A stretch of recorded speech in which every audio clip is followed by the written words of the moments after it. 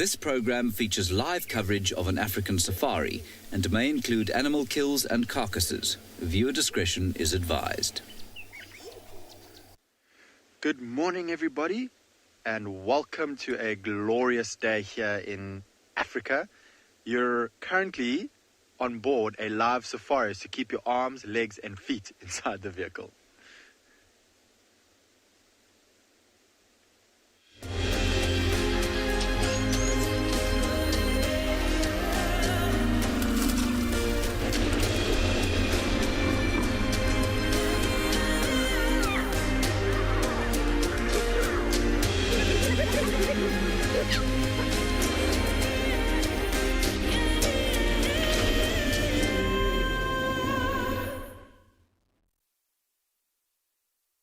Welcome back, everybody, and welcome to andBeyond Phinda Private Game Reserve.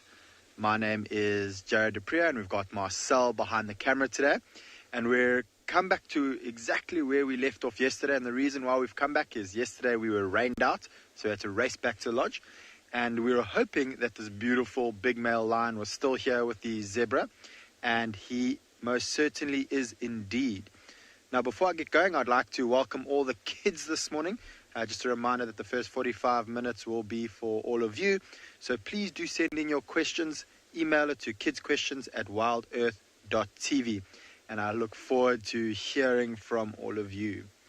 So, I know it's a little bit tricky to see because it is still quite dark, but we have a big male lion in the back there, just a single one.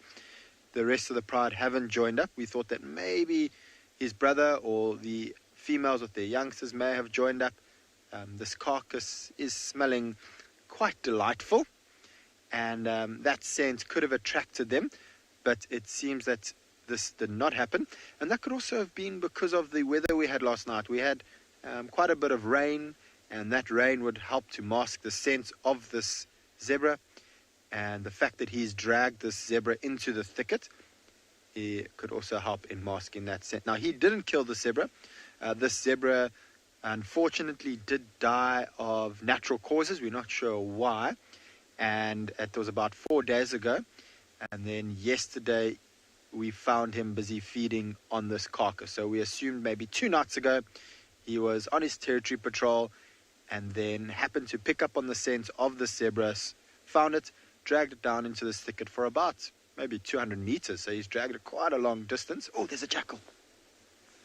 Oh, wow, there's a side-striped jackal that's just coming to join in. Oh.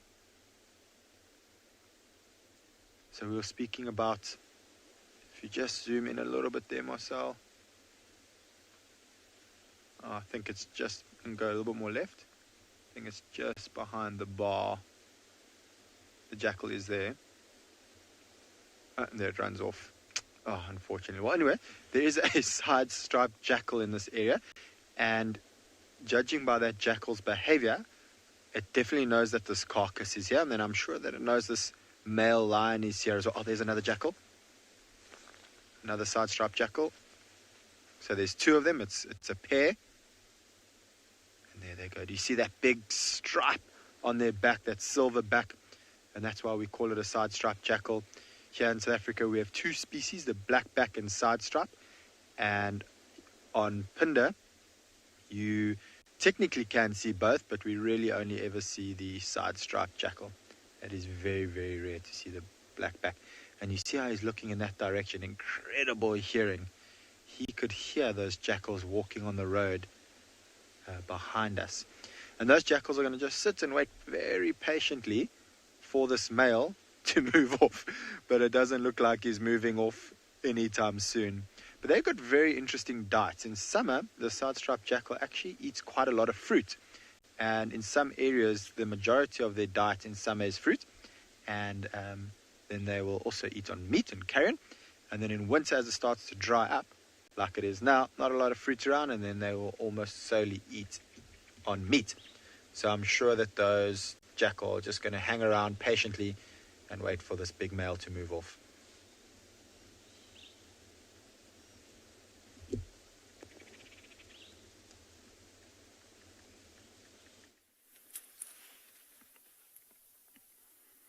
Good morning, everyone. We are here with some Lovely impalas at Pridelands Conservancy, just waking up from a very, very chilly night and having a bit of a grooming session. It's just nicely camouflaged in this beautiful, beautiful golden low-felt grass. My name's Michael Anderson. Behind the camera we've got Gerrit, and as you can see, as I'm rugged up, it's very, very chilly this morning. So all the animals, including myself, are trying as best as possible to stay nice and warm. And you can see there's a beautiful sunrise happening behind us with the lovely clouds. It's a really, really gorgeous, gorgeous place we're in right now in Pridelands Conservancy. Look at those beautiful, picturesque trees on that lovely, lovely skyline.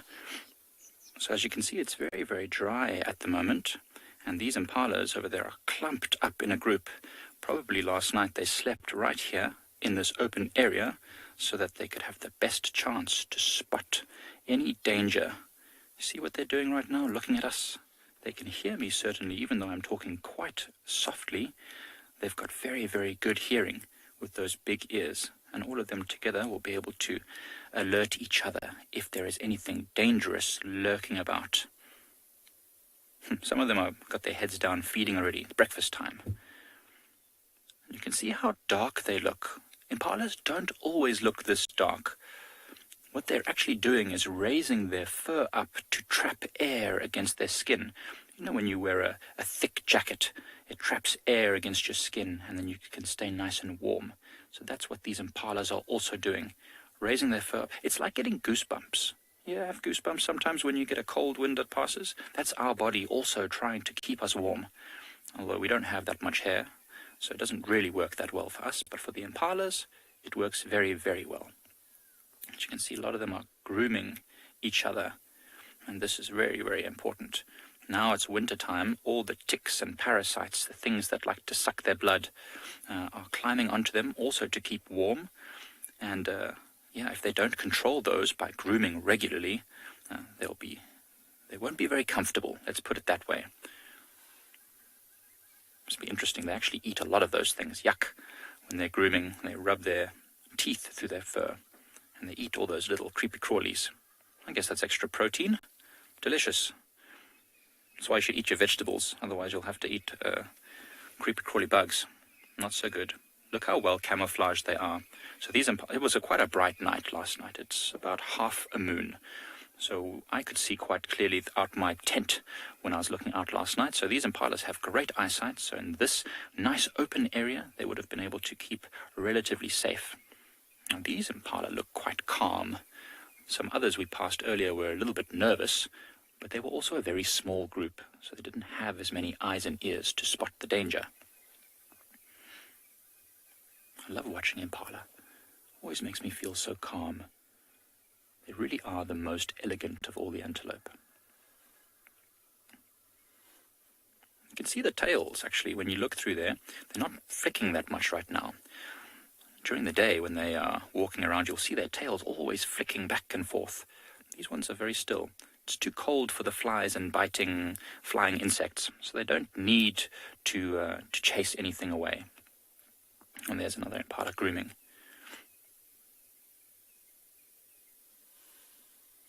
Very, very well camouflaged. Look at so we talked about the stripes yesterday on the bottoms. We were talking about how they can use them to walk, to follow each other through the grass, because they're very well camouflaged, which means they can hide really easily from the danger. But when they are running from danger, they need to be able to follow each other, especially the babies and the mummies. If they don't follow each other, they might get lost, and that would make them quite vulnerable. So they have those black and white stripes on the bum. One of the reasons is maybe to follow each other. Same like why they've got the little black tips on their ears. Maybe also so that the young ones can spot the mummies in the long grass. You see that one impala that's right in the middle of the screen there? That is a young male. Probably one of the ones that was born around November last year, so during the springtime. Seems to be doing very well. See, short little horns. Remember, female impalas don't have horns, only the males. Although, you say that, we have one impala here, which is a female with horns. Beautiful.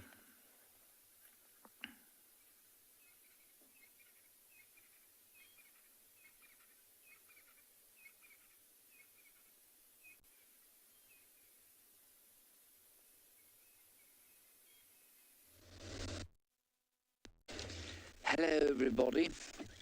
Welcome to this particular part of the, well, I suppose we'll call it the morning safari, because I don't know if there's going to be a sunrise at all.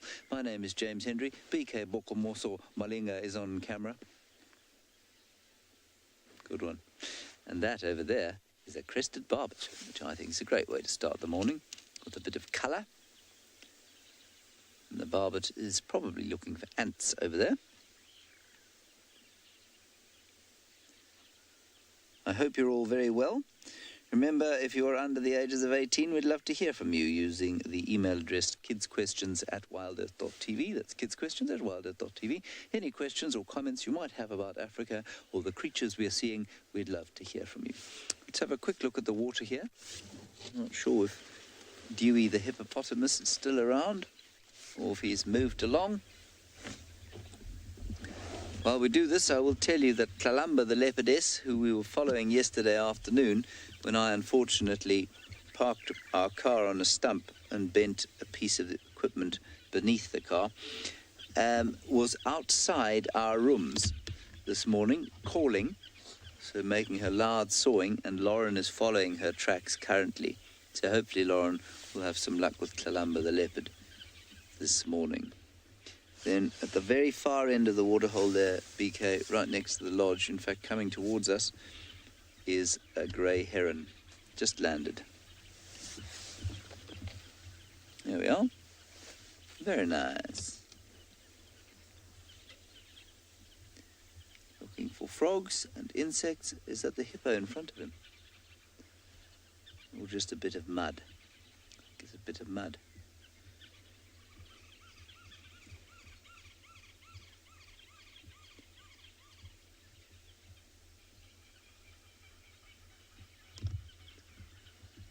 That's beautiful. Oh, thinks it's a duck. Maybe having a bit of a bath. That's unusual behaviour. It's very unusual. I think it's probably just a bath.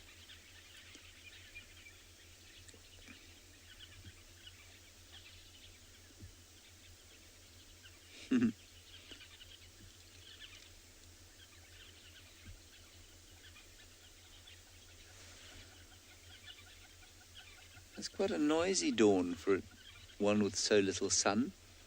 Perhaps it's because it's slightly warmer than normal. Here, red-billed buffalo weavers, francolins, lions calling, but very far away. Away in the distance, some ground hornbills. Uru, uru, uru, uru, uru, uru.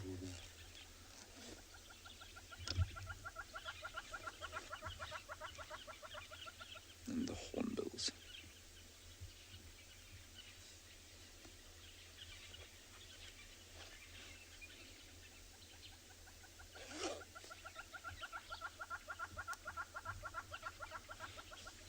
Let's see if our swimming heron lands again in the water. Oh, it's beautiful. That is lovely, BK. Unfortunately, the bird has not been particularly impressive at landing in sight. Critter Freak, you say, what a gorgeous little bird. Critter Freak, it's not a little bird at all. It's actually a very large bird. It's a good, probably 3 feet long when it's fully extended.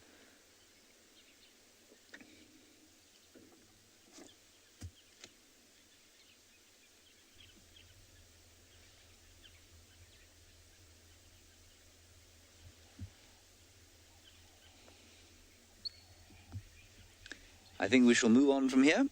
We're going to head off towards the east, see what we can find out in. Didn't find where or if Tundi had left Djuma yesterday, and so we'll do that this morning, sorry. Must be afternoon somewhere. New Zealand, Australia, the Antipodes in general.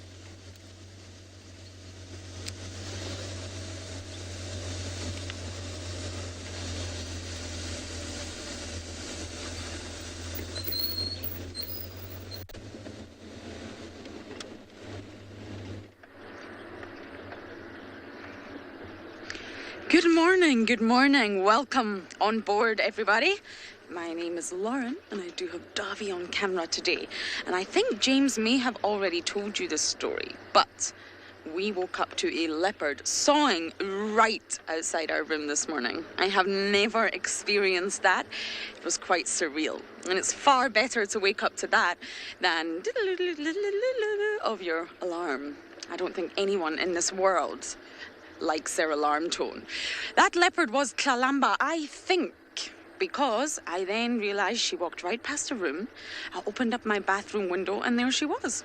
And she just casually strolled past our camp and had a sniff of the vehicles and walked on by.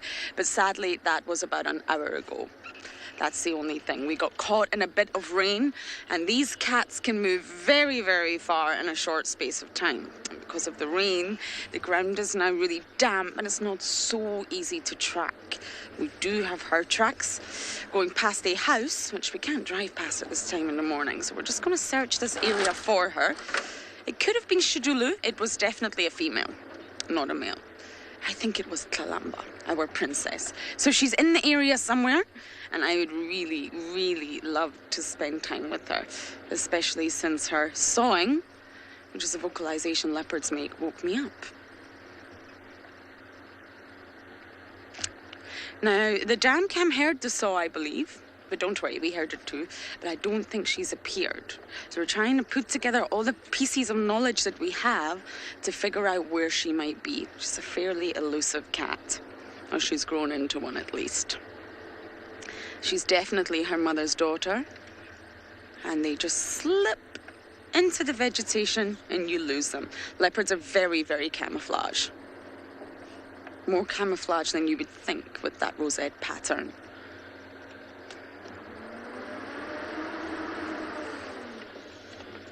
Okay, I'm probably going to go ahead and turn off. It's always good to turn your vehicle off and have a little listen. And let's hope we can find our princess. WildEarth, come in.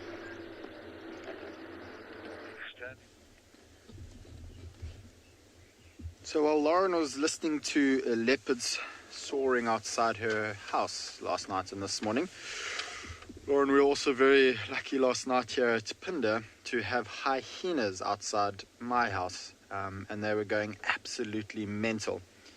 So much so that even though I was watching the football, and something I watch very carefully, I left it for 15 minutes and sat on my stoop to listen to them. It was marvelous. And with this male lion being here, he probably wouldn't have been too concerned from that particular clan of hyenas. That was about 3 or 4 kilometers away, but it did sound like quite a few, and it sounded like they were chasing something. They were running all over the place. I'm not sure what they were doing, if they were out hunting last night. Hyenas do hunt.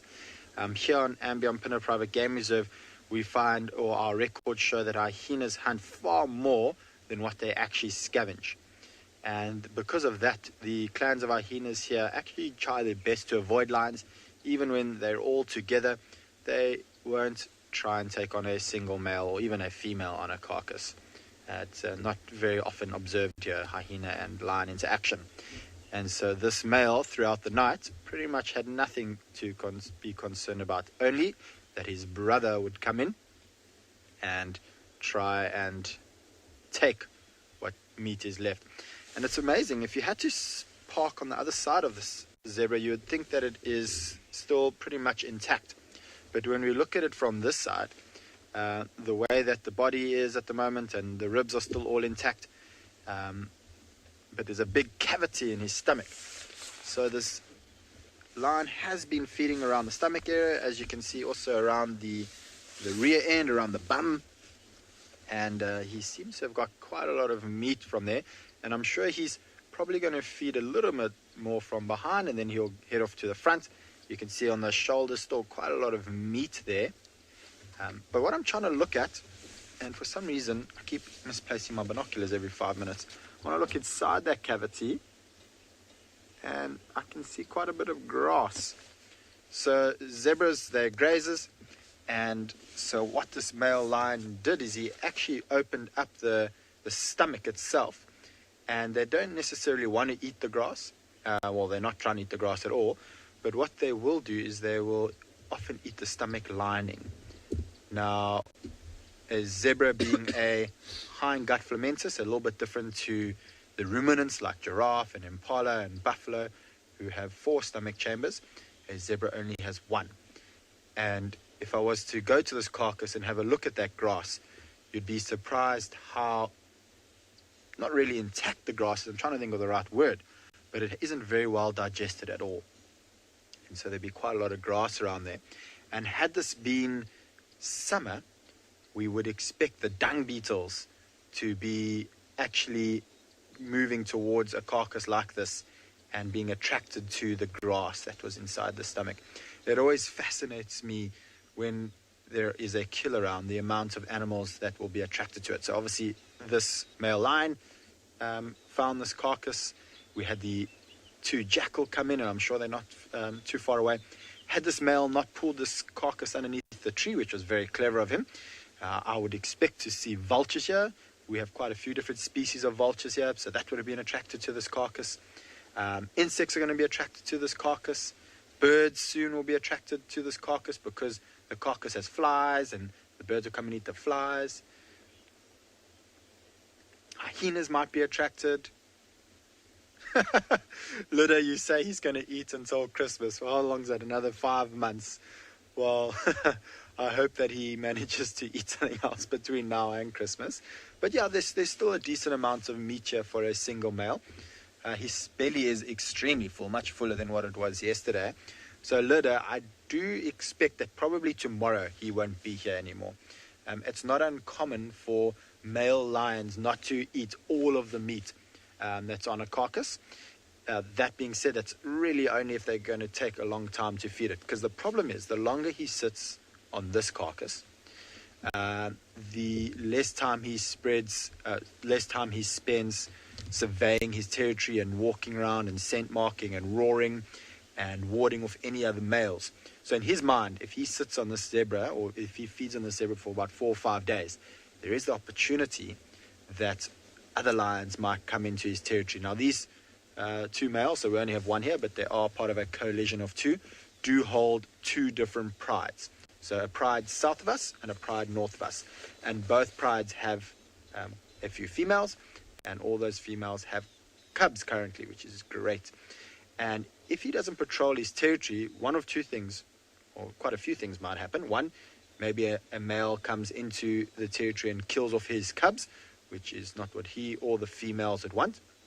Or 2, maybe those males come and kill off the cubs and take over that pride, which is most certainly not what he wants. So he doesn't want to waste too much time feeding around here. And like I said, I think he found this 2 nights ago. So I'm sure that he will probably end off feeding today. I might be wrong. They love to prove me wrong. But with my experience, male lions don't often finish the entire carcass. And then it's going to be great fun to see what's going to come in. I'm sure those jackals are going to come in. This carcass isn't fully hidden from the sky. So if these clouds do start to disappear, vultures will start to fly. We didn't see too many birds flying around yesterday, or large eagles and vultures flying around yesterday because of the weather condition. So I'm sure that they're all hungry and going to start surveying the area. And if they see this carcass when he moves off, they will definitely come in to feed. And one of the great things about vultures coming to land is it also attracts lots of other mammals. So hyenas, leopards, the other prides of the other lions in this area might see those vultures landing. So there is lots of different ways that animals are able to know there's a kill around. So this male most probably found the kill by scent. Other animals might be lucky to see a kill that's on the ground. Others might see or hear lions feeding. So if this male lion was feeding and something had to walk down a couple of 100 meters away, they might hear him crunching on the bones and could attract him. And then vultures landing would also attract lots of other predators. And we are in an area where we are in a bit of a hilly area here, and this area does have, we often see tracks of leopards coming through here. So there's all the chance in the world that when he leaves, with the amount of smell that this zebra is giving off, that a leopard might even come and feed on here. There even might be a leopard around here for all we know. It's not uncommon, and I have seen it many, many times, where leopards lie a couple hundred meters off from lions on a carcass. The lions don't know that they're there, and they just sit and wait.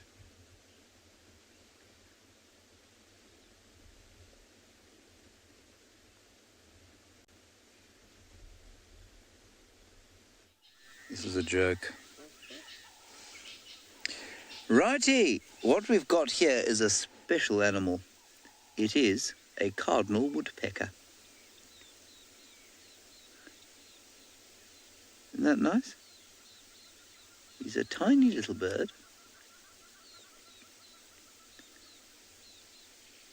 And he makes a sound like he's laughing. Like he's just heard a great joke.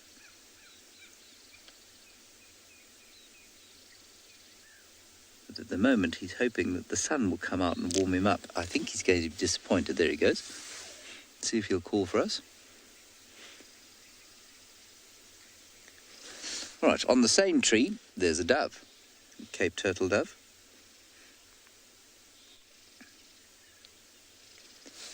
And they're always a very comforting sound in the morning, and in fact, at most times of the day. They go...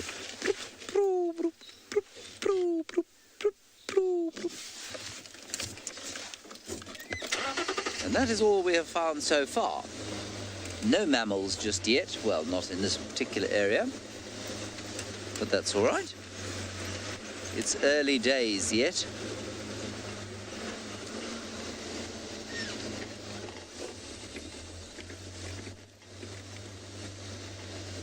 Let's see what else we can find along here.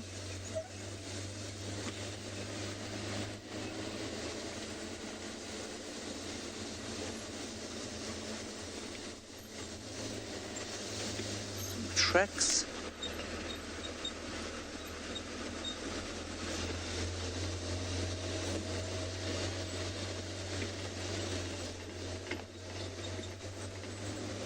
There is some sun coming out, which is quite nice now.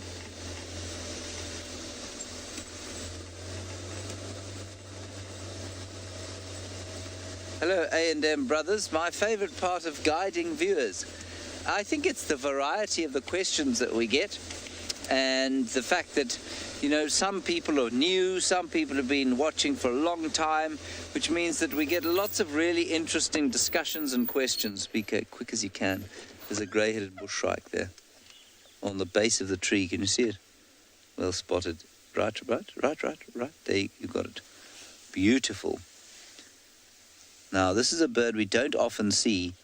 We hear it all the time, but it's normally doing what it's doing now, which is hiding in the mid-story of the tree. Now, that is a grey-headed bushshrike. Bika's doing a fantastic job of keeping up with it.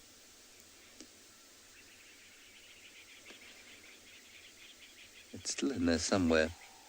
You see it, BK? It's midway up.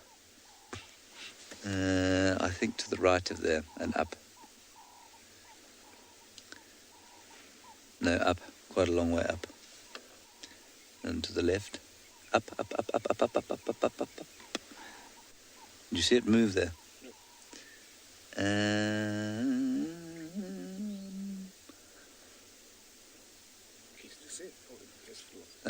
Yes, I think, yeah. Anyway, that was really nice. To get a view like that of the grey-headed bushshrike is unusual.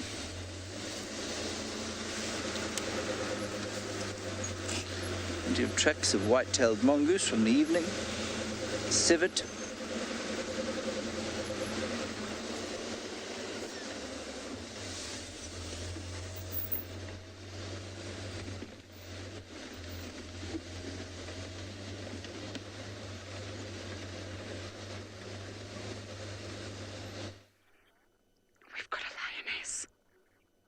I think it's the same lioness from last night, the nicked-eared Ngahuma, which means she's been here all night, which is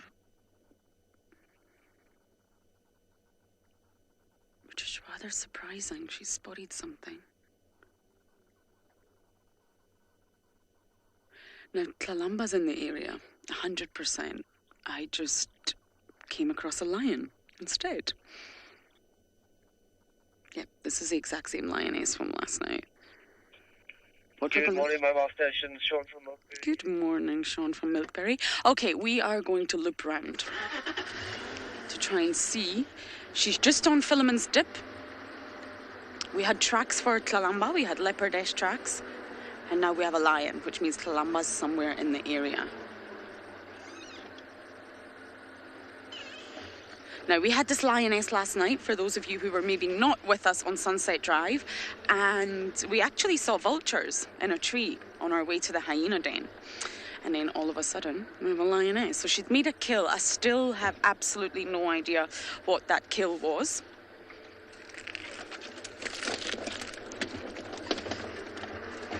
Why are you on your own, girl? Now, this is causing lots of confusion. She was seen about a week ago with the rest of the Pride on Mala Mala. But why is she on her own again? Okay, Davi, what do you think about me just turning here? And we're going to watch her walk towards us. Look, she does have a lot of scars. She also has a lot of nicks in her ears. She looks like she's been through the wars, this lioness. Okay, we're just going to turn here now. We're not going to block her path. You must never do that. I'm just going to reverse a bit, Davi. She looks like she's changing trajectory already. She has. She's changing direction. She's very alert. And this just shows you how closely lions and leopards do reside. They completely cohabit the same space, and we call this sympatric. And many of you asked me about that word, so I'll spell it for you. S-Y-M-P-A-T-R-I-C, sympatric. So they live sympatrically, which means they share the same geographical location. She looks a bit stiff, doesn't she?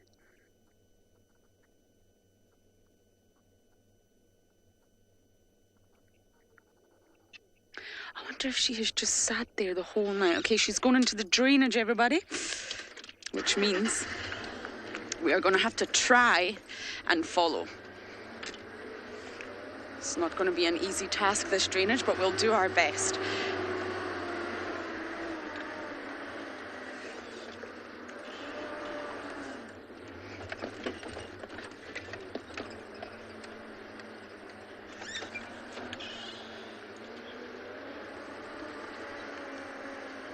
Sorry, Londeka, you'll have to repeat that question from Mindy. I'm just trying to... Can you see? Oh, I see her, Dobby. She blends in so well to the colour of winter. Why is she by herself? Minzy, I think I touched on that. I have no idea.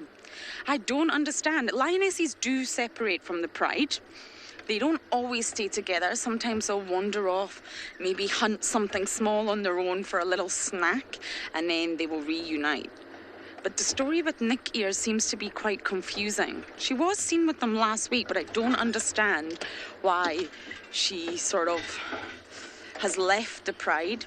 They are said to be down south, on a property down south. Okay, I think I'm gonna have to go behind her for now. Called Shirley's yesterday. Of course, lions move great distances during the night, so she could... the pride could have moved, but I don't understand at this stage why she's not with them. Okay, I'm going to do my best to follow this lioness here. It's about to get a little bit hairy. Hopefully, we can keep up with her.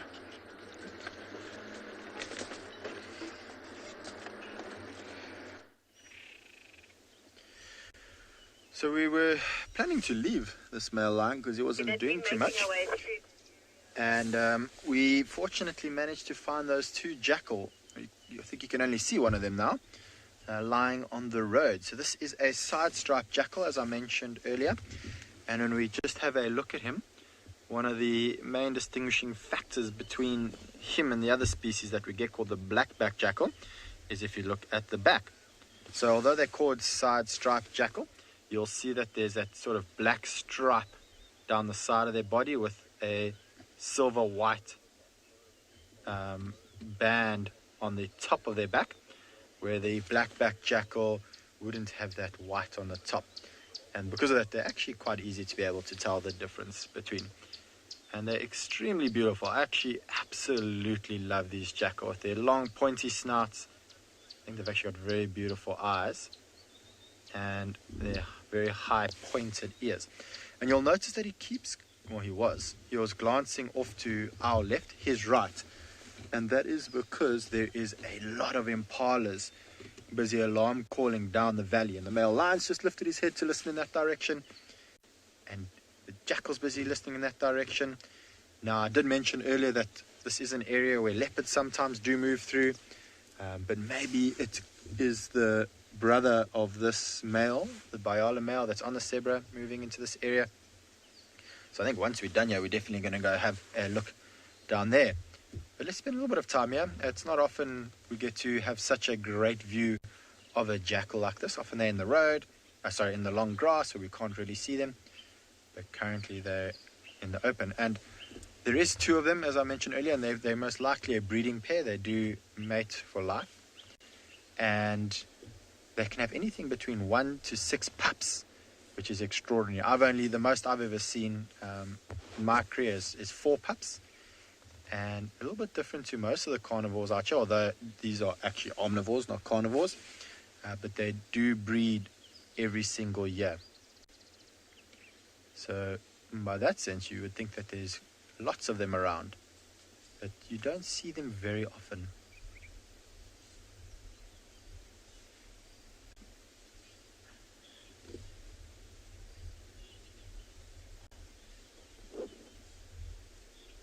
Shinzi, I couldn't agree with you more. I think more so than seeing something different than a black-backed jackal, I think it's always just so amazing to be able to see so many different species.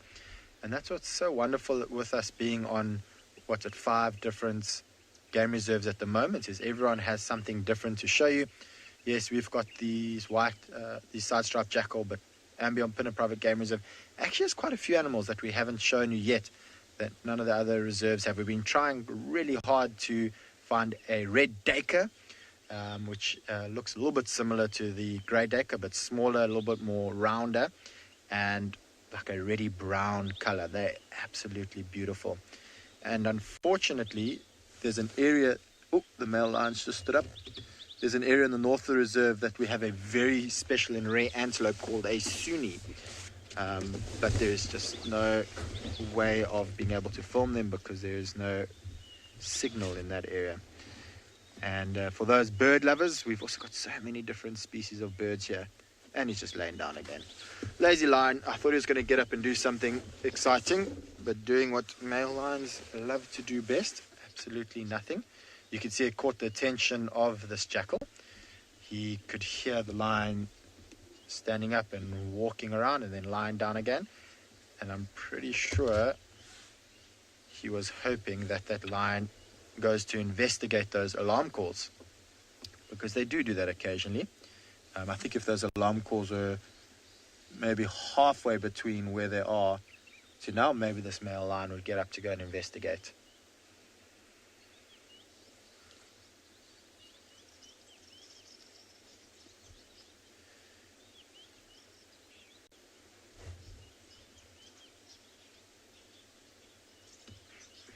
Butterfly, he has his patience pants on. Yeah, something that I must be honest, I don't have.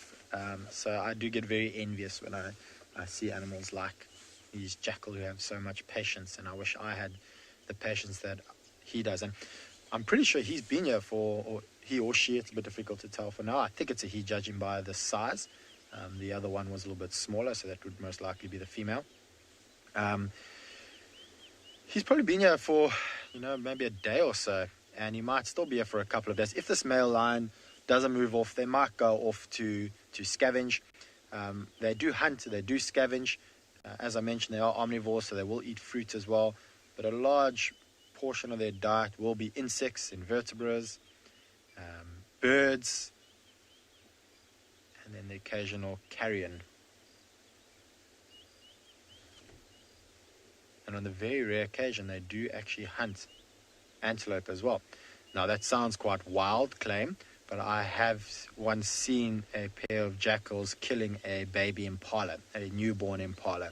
So I don't know if that's really much hunting, because it was pretty easy to be able to kill that impala, unfortunately, because it had just been born, but it happens.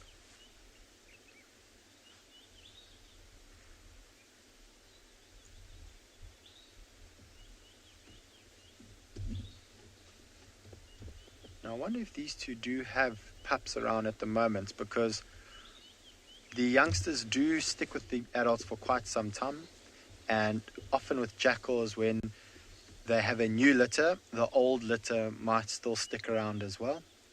And if they did have a litter, or they did have some youngsters over a year or so old, you would often see them moving around with the adults. And because it's just the two of them, I wonder if they don't have a den somewhere. It should be very exciting. I love baby animals, and I think that jackals are definitely up there with being some of the cutest of the babies.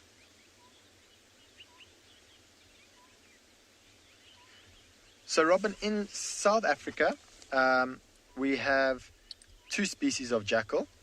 We've got the side-striped jackal and the black-backed jackal. The number of species of jackal in the world, I'm not 100% sure of. There's also the golden jackal. There's the golden jackal that you get up in East Africa. That sometimes successfully hybridizes with dogs.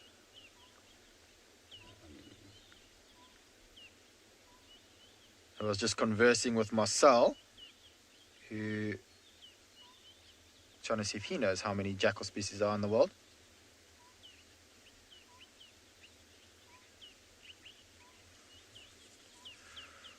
All right, so I think what I'm going to do is I'm going to leave these jackals in this line. They don't seem like they're going to be doing too much.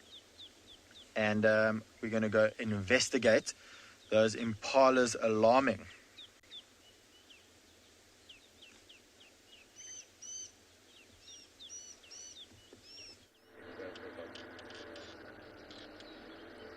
We've managed to catch up with our lioness. That was not easy. She took us through a really tough drainage line. She's alert. She walked right past the area we had her last night, which I find quite baffling. The white-backed vultures are all still in the tree. There could be a carcass there. It would be so good to investigate, especially since you see this marula tree just off to the left of her. Behind that are the hyena dens. She's walking right in the trajectory of the hyena dens. Now, don't panic. What I meant by that was the hyenas will be on that carcass for sure, if there's anything there. Now, she may have just killed a mongoose, or she may have killed something much bigger like a warthog.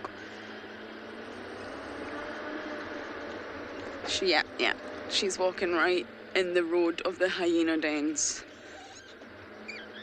It's going to be really difficult to get ahead of her. I always like to try and get ahead of the animal rather than go behind them. She looks like she's limping slightly on that front right leg. Nothing too severe. There's definitely a limp there. Here we go.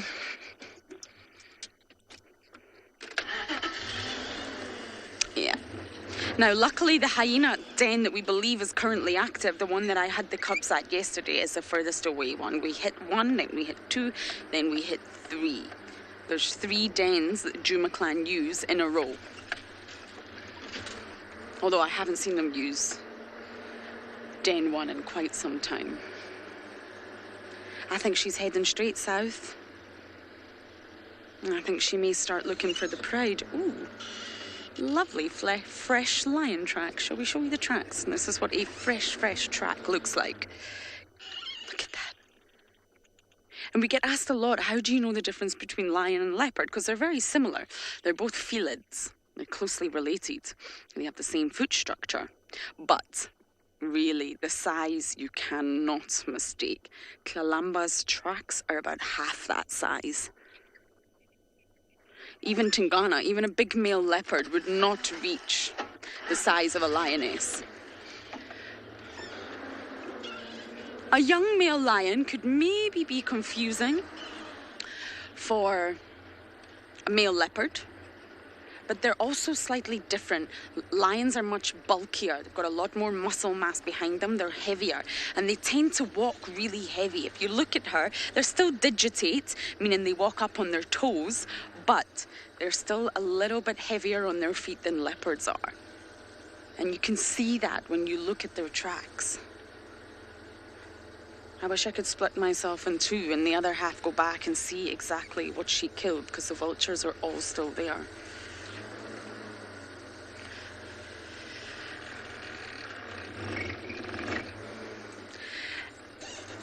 Elisa, no. This could not be the same lioness from Pridelands. We know who this lioness is. She belongs to the Nkahuma Pride, and we call her the nicked-eared lioness. It's not very original, I know. And Pridelands is a little bit too far for this lioness to travel. The Nkahuma's territory is very much Djuma and the surrounding areas. They go way down south to Mala Mala, way west on Arathusa, but she would not travel to Pridelands. Now, I know it's not great following a lioness like this, but this road is very, very narrow. So this is hyena den number 1. This is what we call Philemon's dip den number 1. Isn't that a mouthful? And this is the exact den site. It doesn't look much, but actually we had some wonderful memories there. Some of you will remember, some of you will not. And this is where one of the Avokas, Darkmane, attacked the ex-matriarch, Corky. And it happened live. Yes, that was not an easy sighting. And then slowly but surely we're going to hit den number 2. She could possibly be heading in the direction of Treehouse to drink. Treehouse Dam is just down here.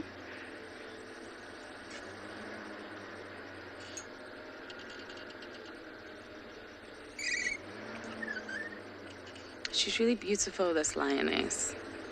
I think her scars and her tattered ears give her a lot of character. And she may simply be going to join the Pride. Lions can hear things that we cannot. We can't even fathom how good their hearing is. They live in a completely different sensory world from us. We call this the Umwelt. Umwelt. Umwelt, I think, is German.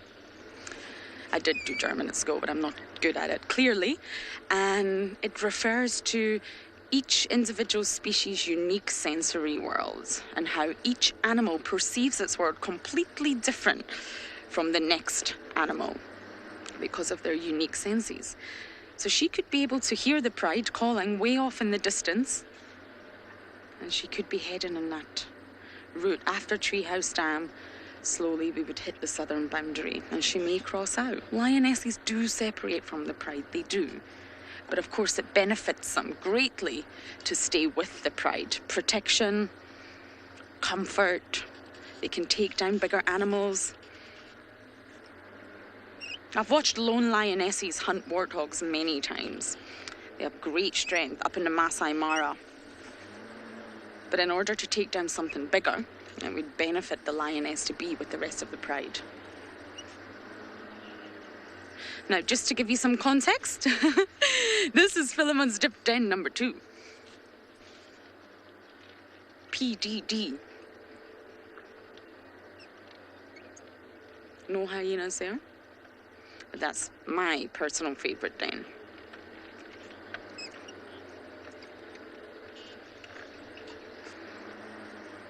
And just down here is hyena den number 3, where the hyenas we think are.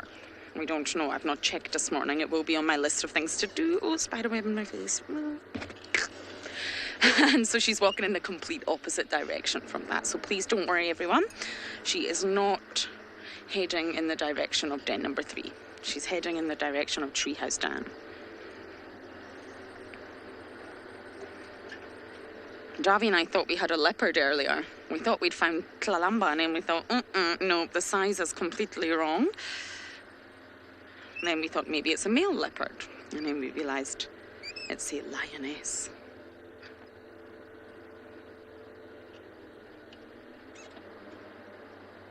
The size difference between a leopardess and a lioness is very drastic.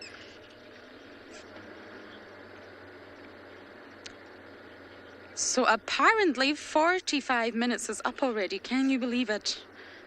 I can't. So we're opening up the drive to everybody. Please do send in your comments and questions. But kids, please keep asking. We will still answer your questions too. Now we just want questions from everybody. So please send away. You can see that web still on my hat. There we go. I wonder, if she veers off the road, I wonder if we should go round this way, Darby. No, let's just follow her. It's very easy to lose a lioness. She blends completely into the background. Okay, we're going to keep following her, and hopefully she heads for a drink at Treehouse Dam.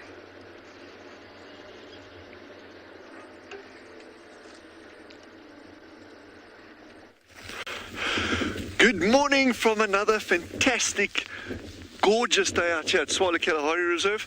Jean-Dre on camera, and my name's Dylan. I just want to welcome any of you that are joining us for the first time this morning, and obviously everyone else that's been with us over this journey over the past couple of weeks. Certainly from my side, it's just fantastic having you with. It's always exciting coming out here. You know, you start with a clean slate every single morning. We don't know what we're going to find. Well, this morning, you know, like every morning we're sticking with these meerkats just because we want to see these pups coming out. So for those of you who don't know, we've got this beautiful meerkat burrow system out here. And this is a group called the Rock Stars. They're named after this like really weird road junction here, and this totally random rock just lying there. So that's where this group of meerkats get their names from. So we've been following this group very, very closely over the past week and a half, almost 2 weeks now, because the alpha female, she actually gave birth, I think we worked out on the 18th of June. So her pups are very, very close to being actually brought out. That's really why we want to stick with this.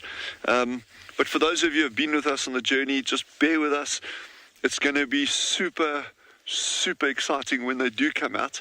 And that's like the fun of being out here with this, because you don't know when it's going to happen. And also, you know, you can get these like wayward events, that no one can really foresee.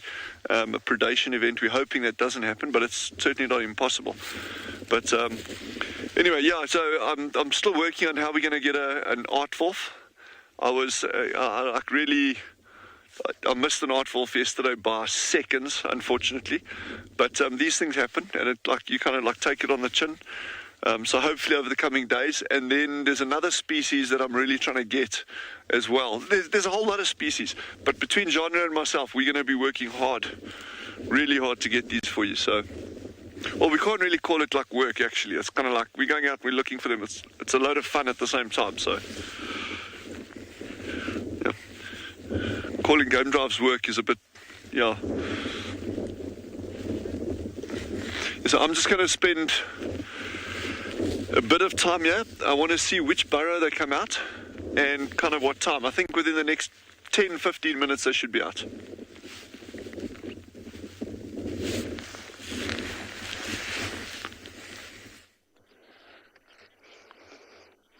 She did. She came to Treehouse Dam for drink.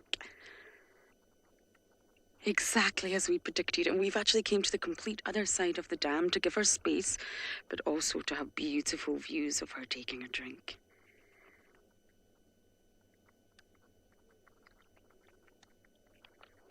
Look at that.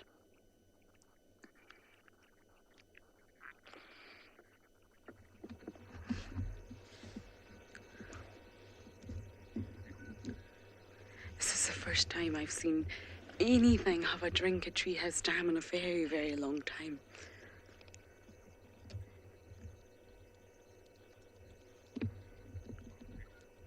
Now she'll be drinking for quite some time. The science behind a cat's tongue is fascinating. They don't do the sort of wooden spoon effect that dogs do, where they curl back their tongue and scoop the water into their mouth like a spoon. It's completely different for cats like that. They're working against the force of gravity.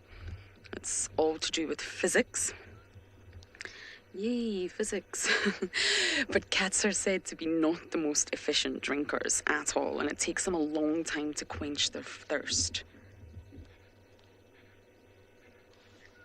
I'd love to film them from start to finish and actually slow mode so we can count the number of times the tongue goes in. So they suffer a hydrodynamic problem, cats. So they actually have really sort of thin, raspy hairs on their tongues. Their tongues are rough, they're not smooth. And this is used in grooming, absolutely, but it also very much assists in drinking.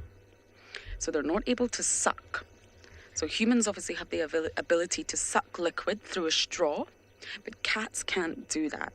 And they also can't do that spoon effect. So what they do is lap their tongue in and out of the water as fast as they can. Really, really fast. She looks like she's going quite slow, but actually it's repetitively in, out, in, out, in, out, very, very fast.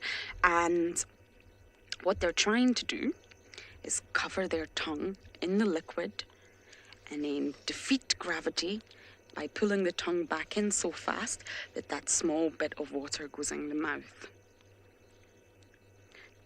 Now, if you watch, it's only the surface of the tongue that briefly touches the water. And that's what she's doing. It's almost like dunking your tongue in liquid and then quickly putting your tongue back in your mouth, throwing the liquid to the back of your throat. And that's exactly how she's drinking right now.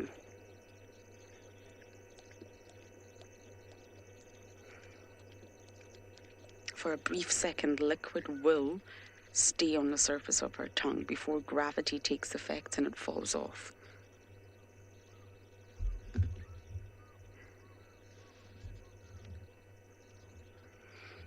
There's lots of studies done on this, and a domestic cat is said to move the tongue 4 laps, 4 times per second.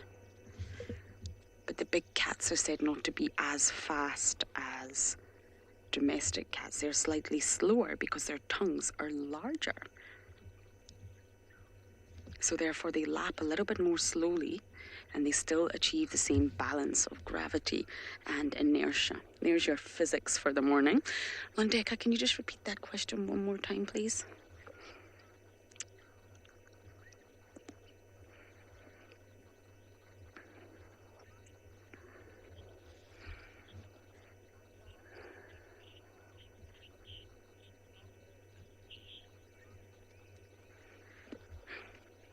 Aisha. You are asking how long will the lioness take to quench her thirst? It really depends. I mean, we just witnessed that. You saw it from start to finish. It really, really depends how thirsty she is, because cats can also hydrate themselves and quench their thirst with blood, which I know doesn't sound very pleasant. But she definitely made a kill last night. I've not found the kill, but there was vultures everywhere, and she was sitting with a very full belly last night. So she would have been able to hydrate from the blood that was, well, in her kill. So maybe this morning she's come down for her morning drink, but she doesn't actually need to quench as much as she maybe would on a really, really hot summer's day. So it does depend. But I once counted the tongue laps with a guest at Gallagher. We sat and counted, and it reached something like 647 laps or something along those lines, and it took a very, very long time. They only get a small amount of water in their mouth at one time. So if they're very thirsty, if they haven't eaten for some time, and it's very, very hot, then of course they're going to... Oh, is that an injury, Davi, on her back left leg?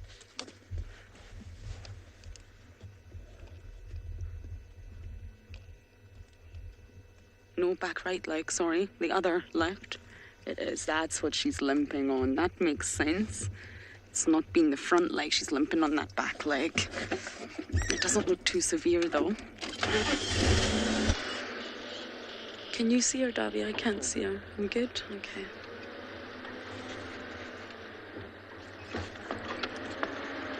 Ooh.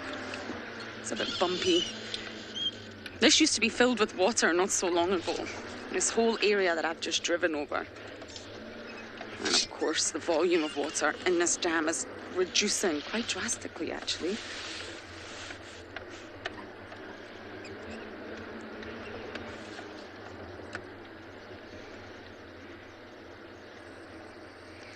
Yep, she's a woman on a mission. I'm also not going to be able to get round her here. So we'll just hold back. Oh, I take that back. We maybe are going to get round her. I wonder where she's going. She's going into the block. Let's see if we can go round. I really don't want to bash behind her.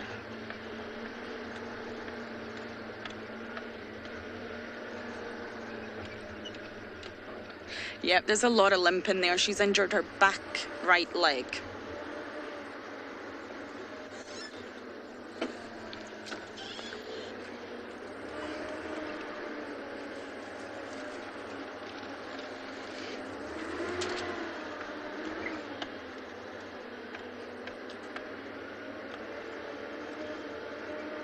Okay, I'm not entirely sure where our gorgeous lioness is off to, but we're going to keep following her for now.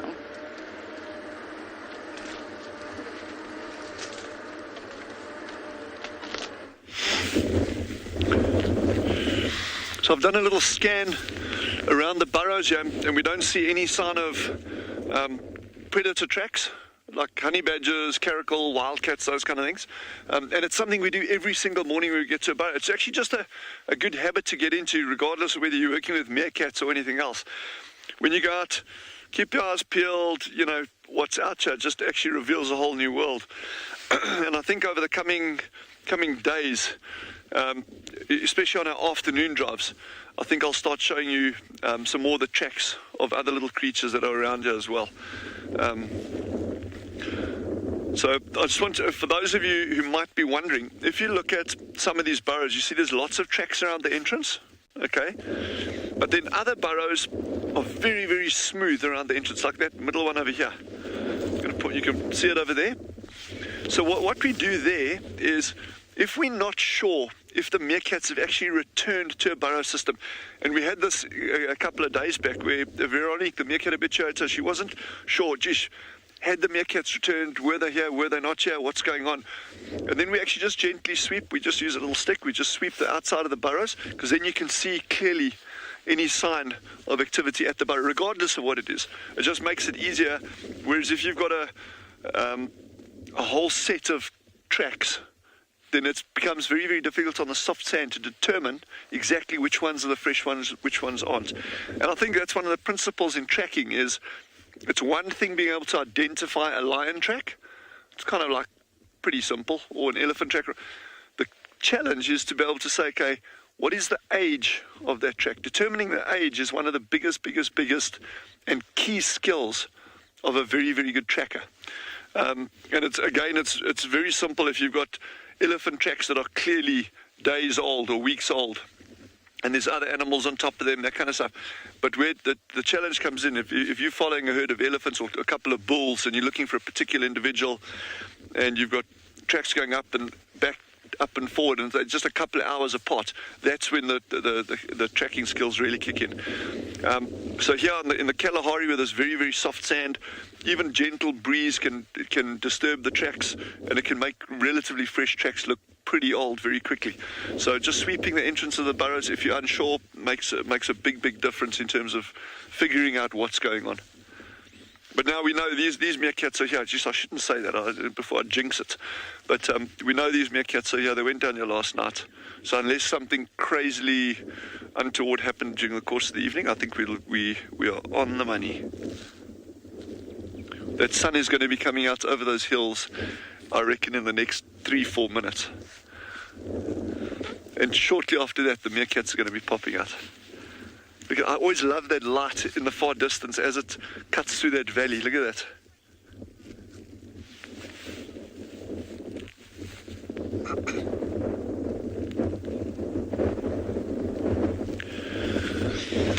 Mika and John, it was just asked, how big will these meerkat pups be in relation to the adults? These meerkat pups are going to be about that size. Tiny, tiny, tiny, tiny little things. But you got to see it. You got to see it when they come out. I promise you. I mean, I can show you photographs. It's not going to do it justice. I think just bear with us over the next couple of days. And I'm already getting excited just about thinking about it. No, it's going to be brilliant. You're going to see. It's just yeah. It's like seeing like anything small, like a leopard cub or an elephant calf or it's just, yeah, this is going to be good. You okay there, Jean-Andre?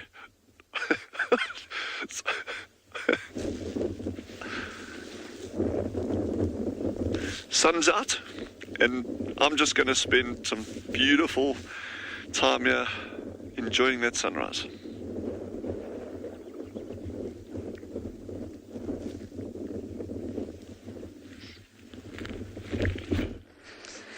Well, our sun is not out. Not at all. We're getting blue skies. It's still very overcast. Hopefully it will brighten up for the afternoon. You can see the rains that way. Now, our Lioness is still bashing through the thicket here. It's not easy. She's heading towards the southern boundary. Oh, there's some impala there.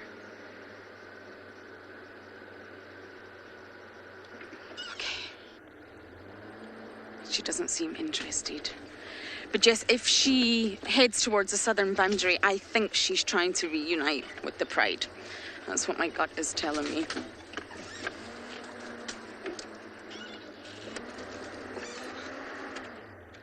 It's a bit late, my fair lady. The impala spotted you a long time ago. And they're off.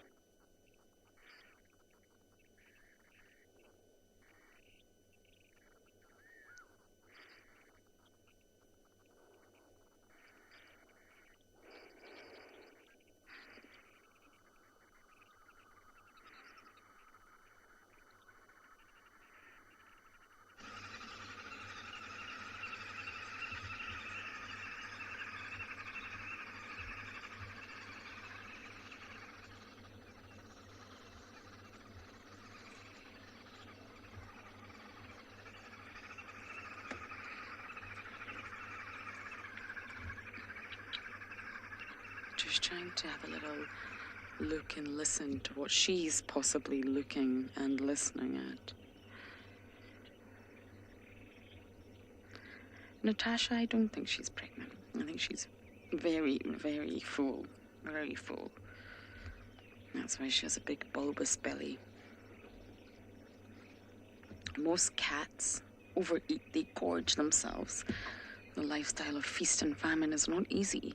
So therefore, when the feast comes, they gorge themselves. And they completely overeat. Just like hyenas, their belly swells.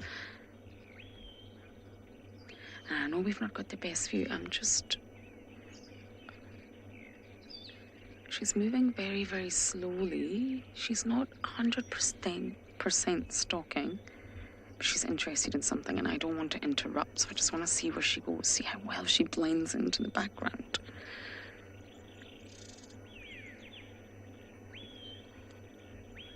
Once she goes behind this termite mound, we can move.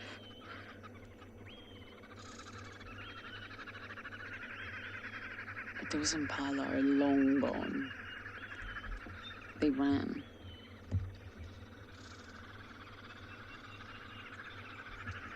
Okay, I'm just going to slowly move forward. She's looking this way, so I don't want to go this way. We don't want to put our vehicle in between whatever she's looking at, so we'll go behind her. Whew.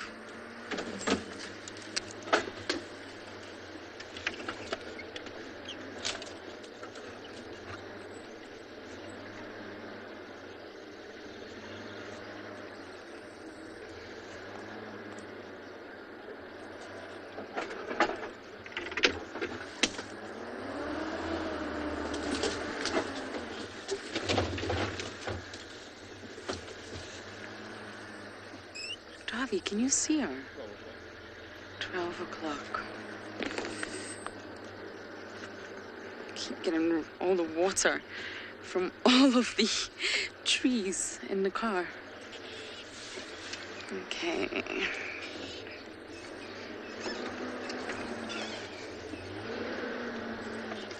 Now this is getting really thick here. We're probably going to have to go round in order to keep up with her.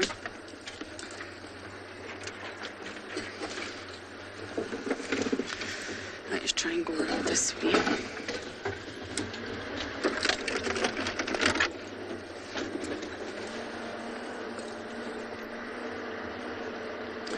Okay, I'm just going to really cautiously try to keep up with her because the block is starting to get really, really thick.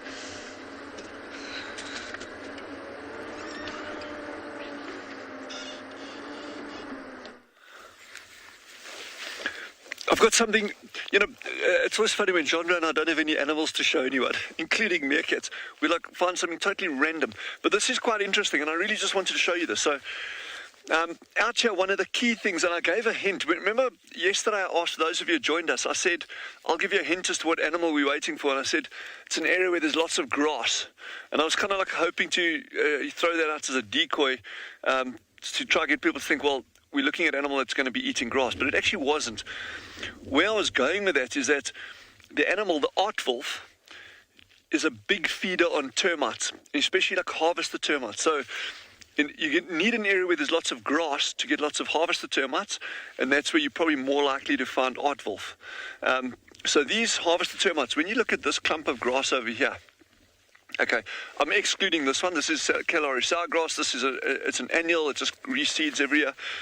This one here is called silky bushman grass, and it gets these little tussocks that die off every year, but it keeps regenerating, so the rootstock underneath here will be alive. But look how the tops of these have all been eaten off, all been bitten off. This is harvester termites that do this. Okay, so when you see these little spiky clumps of grass, it's harvester termites that do that. And these little guys, oh yes, there's a spider. Sorry, Genre, look at the spider. Can you see him? Look at this, look at this, look at this. I'm going to try and hold that still. Oh, there. Just so tiny little spider. Look at that. Can you see it? Yes, wow. Now that just shows, again, getting sidetracked here, there's harvester termites that have been eating us on a random piece of grass. A fantastic, I don't even know who that is. What species, I mean, I know his name's Larry, I just don't know what species it is. But that's incredible. Just on a random piece of grass here, there you got a little spider. Now you must wonder, what is he hunting on a daily basis out in this environment? And that raises other questions. Yeah, so anyway, back to these harvester termites. So these little guys are critical. And those of you who have been sitting watching us with the pangolin, the aardvark and that, some of the more observant ones amongst you may have picked up a key thing there, is that the areas that we've been seeing those animals in has got tons and tons of grass. Now that is a key requirement, habitat requirement for those animals, because they need the grass cover, not so much for themselves, but for whatever they're feeding on, which is ants and termites. Those ants and termites cannot survive in areas where there's no grass, or should I rather say they survive at very low densities. Uh-oh, someone's joined us, yeah. Look here. There we go. I love this. I love it, all of it. Okay. Sun's out, bun's out. Okay. Where are you? I'm lost. There you go. First little one for the morning. That was 7-8 minutes after the sun came up. First meerkat out. So we'll say goodbye to the little spider and the harvester termites, but I'll show you I want to show you actual harvester termites. Good morning, little meerkat. Who can't enjoy this? It's impossible. You can't not enjoy this. This is just the best. And I really hope all our other colleagues are going to be having some amazing sightings today. I'm sure they will.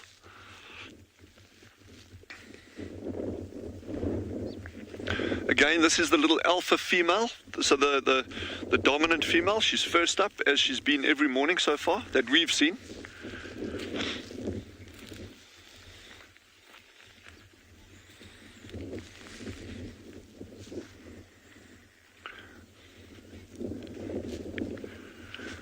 So the others will be up shortly, but she always comes out first, just does the cursory inspection of the area.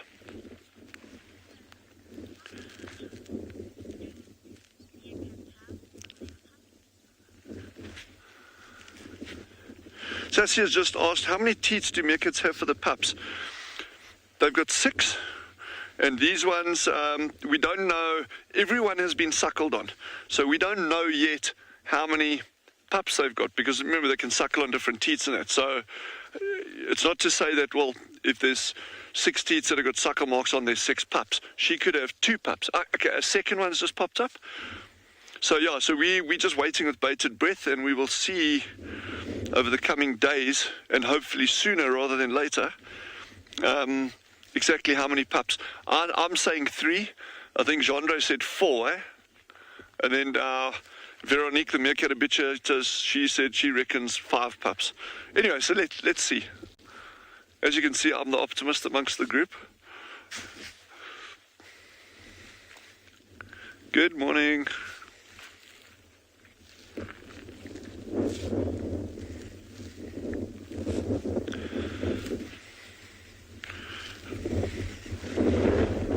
Another beautiful day out here. Bit windy, but it's fun. So I'm just going to sit down here now, just so they get used to me sitting down, and I'm just going to wait.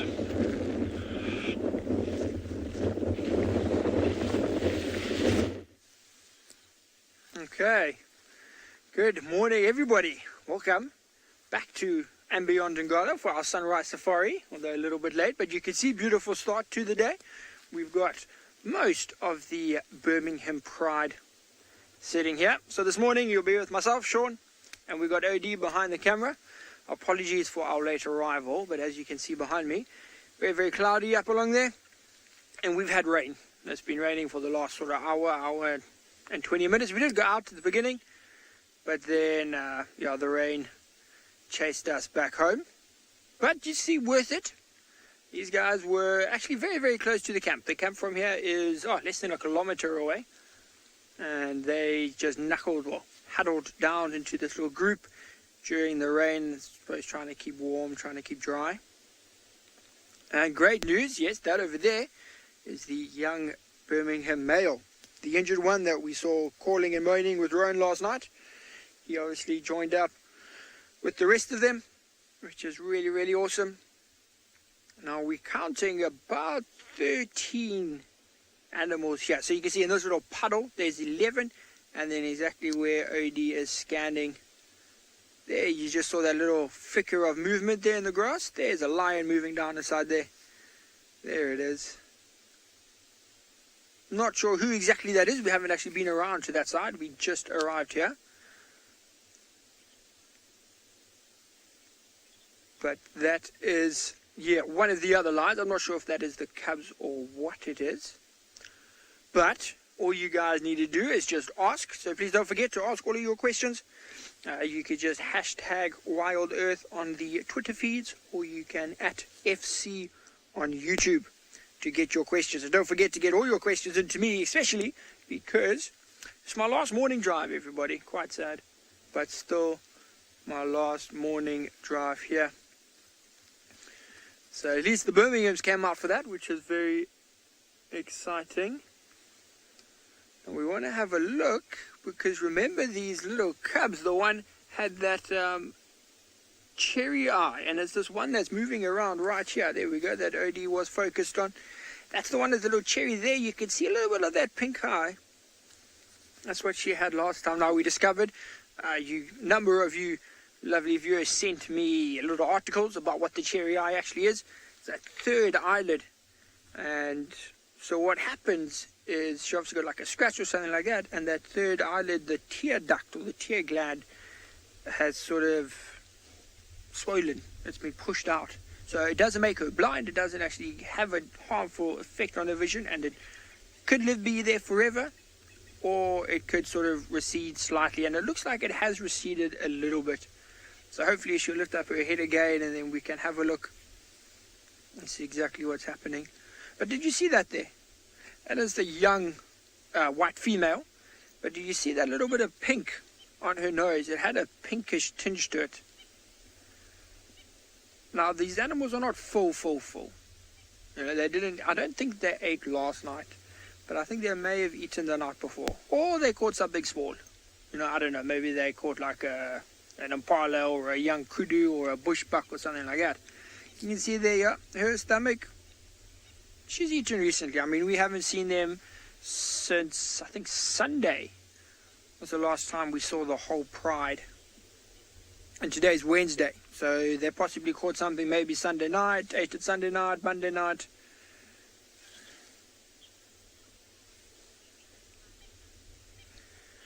Anushka, that is a difficult question to answer. So Anushka wants to know, how far does the Birmingham Pride travel?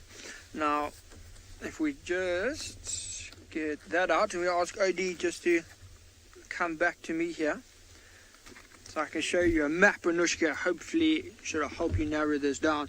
So this map is Ngala. Now we are, so that red dot is the tented camp. That's where we started out, and we are now about there, so not very far. So this pride, the Birmingham Pride, their territory spans pretty much this entire southern area of Ngala. So I'd call this sort of the north. So this sort of southern central area of Ngala. And for the last 3 years that I've been here, this is where they've been sort of hanging around, mostly around this area here. This is where all the little white cubs were born, was sort of down here on the map. But since this lockdown began, in the last sort of 4 or 5 months, they've actually been moving across this way, off of our eastern boundary, and even up here into this northern area. Up here, we found their tracks going up a road here, we call it Middle Road. They headed all the way up there. First time in my 3 years here have they gone all the way up there. So Anushka, generally here, this is where they move, this central area. But lately they have been spanning off across in this direction. So, you know, they move far, but this is their territory, this is where the area they know, this is where a lot of these females were born, where they grew up, so they want to stay in an area that they're comfortable with. They know the hunting, they know the prey, they know where to get water, they know all sorts of things like that. And then we also got a number of prides surrounding andBeyond Ngala that will, you know, kind of keep these guys, especially with these cubs and the 2 new baby cubs, will keep them in the more central parts of our reserve so that the cubs don't, you know, get attacked and die. Which would be very, very sad because we've all grown to love them very much. Now, you see they're lazy. I was hoping if they hadn't eaten, I was just hoping that they hadn't eaten, because then they would be hunting, because this rainy weather would be very good for that. So we've got a question from Laura asking where the white lions are. So you can see Laura there in the picture is the one, that is the female. That's the one that we saw with the pink, and then Odie will zoom in. There's the young male. You can see him over there, actually looking also quite dirty. Look at his shoulder. See, very, very brown, very dark. Now that looks a bit like a mixture of mud and then maybe some old blood. They just haven't cleaned, but some old blood from whatever I think they ate the other day.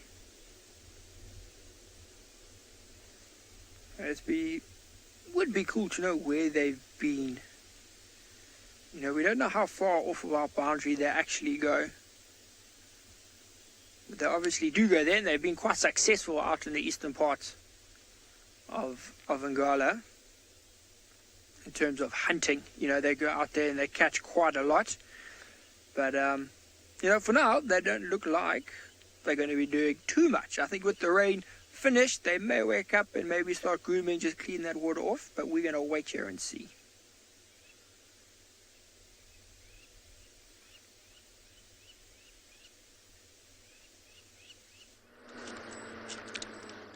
Our Lioness is definitely not being lazy this morning. She is a woman on a mission. Now, we've got her, don't worry. She's going to cross right in front of us any moment now. And just to my right is Gowrie Main. And for those of you who are maybe unsure what that means, that is our southern boundary. We cannot cross. Just like I thought, she's going to cross out. I hate those words, crossing out. But that's what she's going to do. I think she's looking for the rest of the pride. They're south. Oh, okay, maybe we're going to have a few minutes longer than I thought there. No, we're not. She is a woman on a mission. And James, who is having car problems, I'm afraid, also heard alarm calls from this area. She has brought us to this exact area that he could hear the alarm calls, and the alarm calls were not at her. So there's possibly another predator in the area.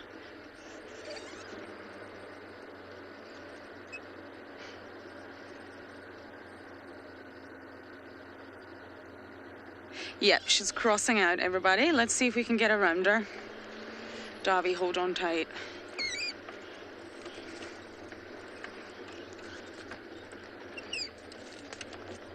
Megan, I agree with you. Megan says, find your family, girl. She's going to, Megan. Don't worry. Don't worry. Oh. Okay, this is the southern boundary, everybody. And here she goes. Unless she decides to walk along this. No, she's not. I spoke too soon. Into Little Gowrie she goes.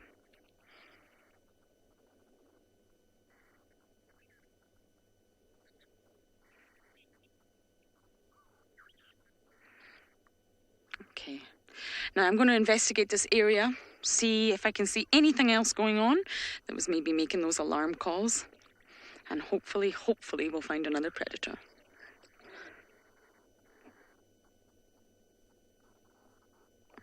On support from viewers like you to carry on broadcasting our daily live shows. A small donation goes a long way in helping us on our mission to connect the world with nature. Please visit our support page to see how you can help and become part of the WildEarth family.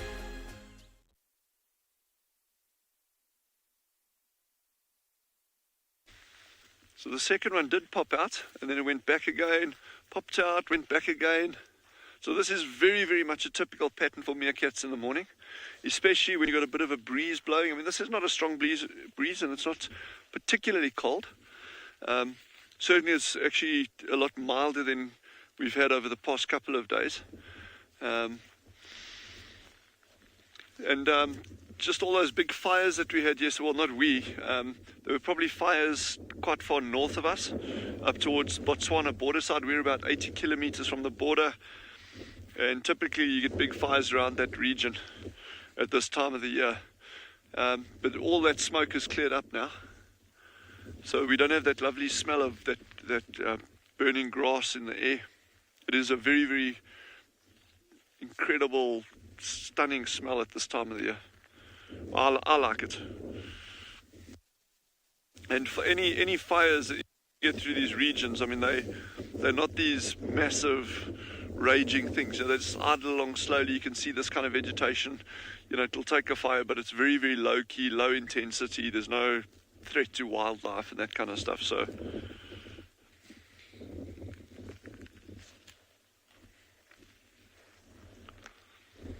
again, just walking around gets them used to our movement.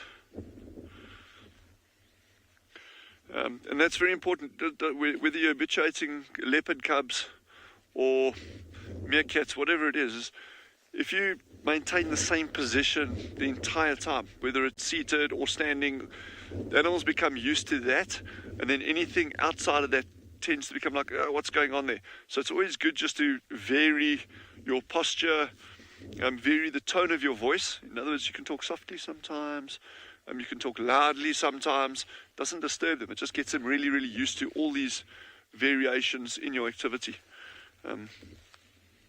Standing, sitting, even lying down. You know, lying down helps a huge amount as well.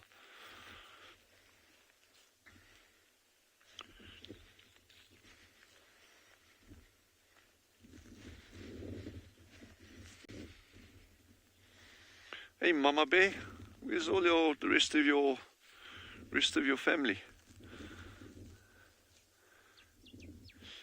It's the 1st of July today, isn't it? I think so. 1st of July. So 18. These are.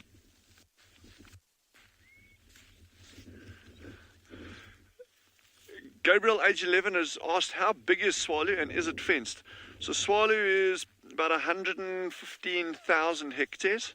So it's just over 1,000 square kilometers in extent. So 250,000 acres.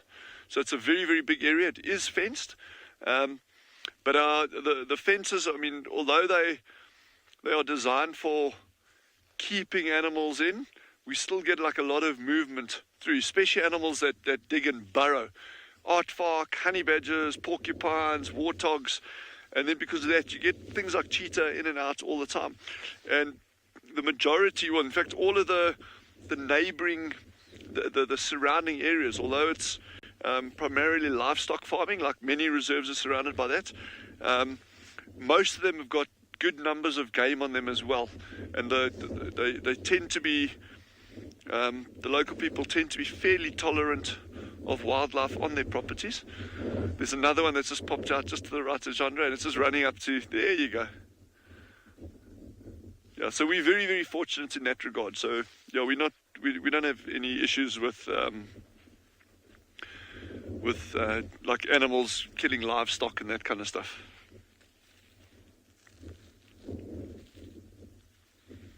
And it is a challenge, I guess.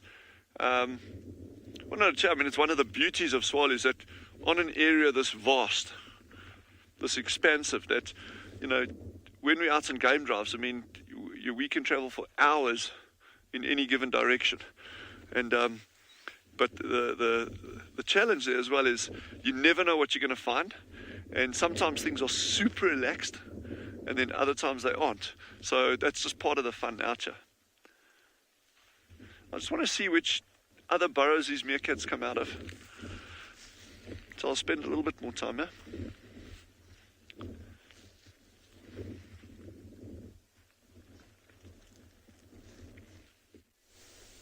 Okay, so as Dylan was saying, sometimes things are relaxed, sometimes they are not. As you can see here, things are very relaxed.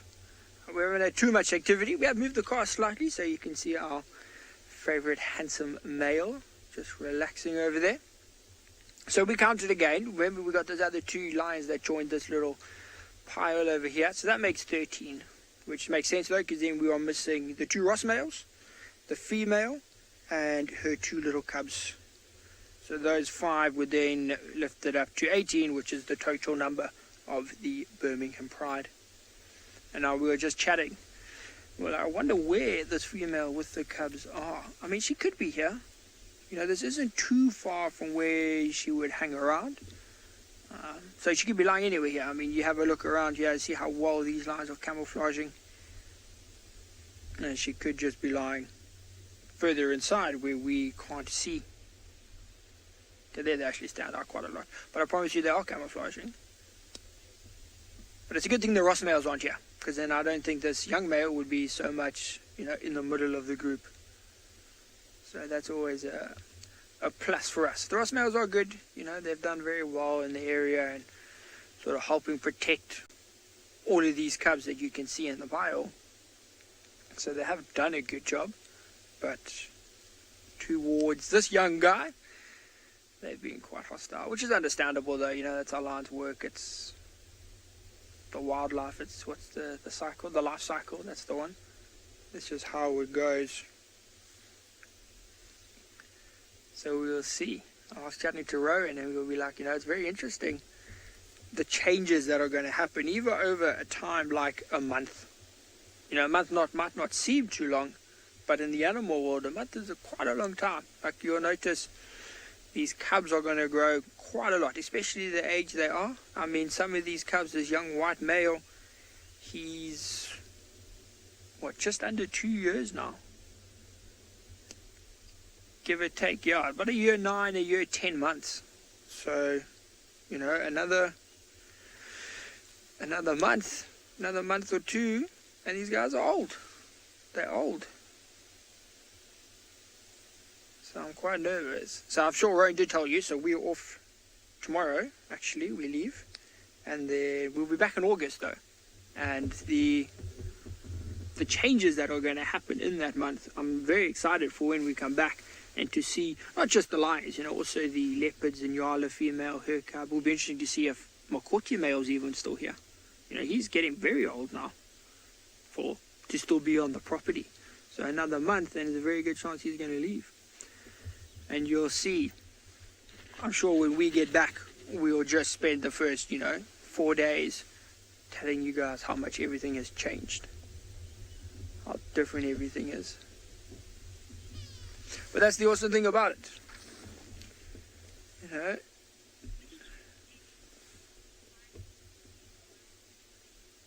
we've got a question from Ellie.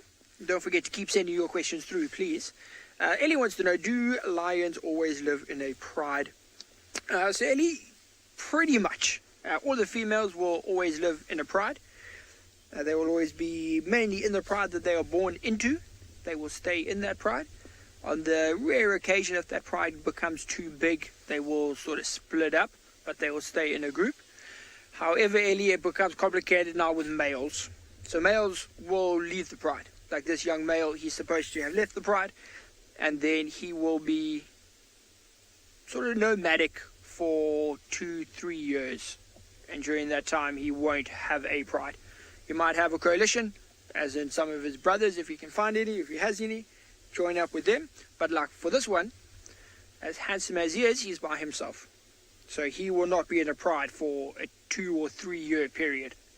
But then he will eventually take over and then be back in a pride, Ellie. So females, yes, always in a pride. Males will go on a 2 or 3 year break from a pride before they join up again with a new one. But otherwise, it is much better for them to live in a pride. Lions are apex predators for sure. They can bring down a lot of food. They can survive by themselves, but they are just social animals. They are very social. They want to be with other lions. Taking down something like a buffalo, you want help. You need assistance. So being in a pride is good for that. Which is pretty much the only cat species, big cat species at least, that will be sort of family orientated. You look at the leopards, you look at the cheetahs, they're not like that.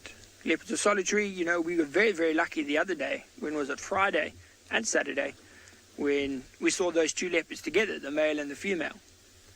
That was very, very lucky, but that was purely because they were mating. And then with Barney on Monday, I think it was Monday, where you saw Tamburi Tom and that half-eared male together at night. Really, really awesome. I mean, we were saying that is the first time I've ever seen two dominant males like that. And it was crazy behavior to watch. Crazy behavior. Even Rowan was saying he's been here for 6 years or so, and I think it was the first time that he'd ever seen two dominant males so close together like that, but just growling and not actually fighting. We think we know these animals, even these lions that I've seen hundreds and hundreds of times. I've seen these lions. And they still do things that surprise me. They still do things. I mean, look at that. That one there is pretty much sleeping on the other youngster's paw. You see, very, very, very close together. And as we were saying now, just extremely social animals, especially weather like this. They're wet. They're probably quite cold. There's a bit of a breeze here, and every lion is pretty much touching another lion. Look at that white one in the middle. She's trying to get comfortable. Oh, we got a bit of rolling over here. And she's going to squash another lion. They just find whatever position is comfortable.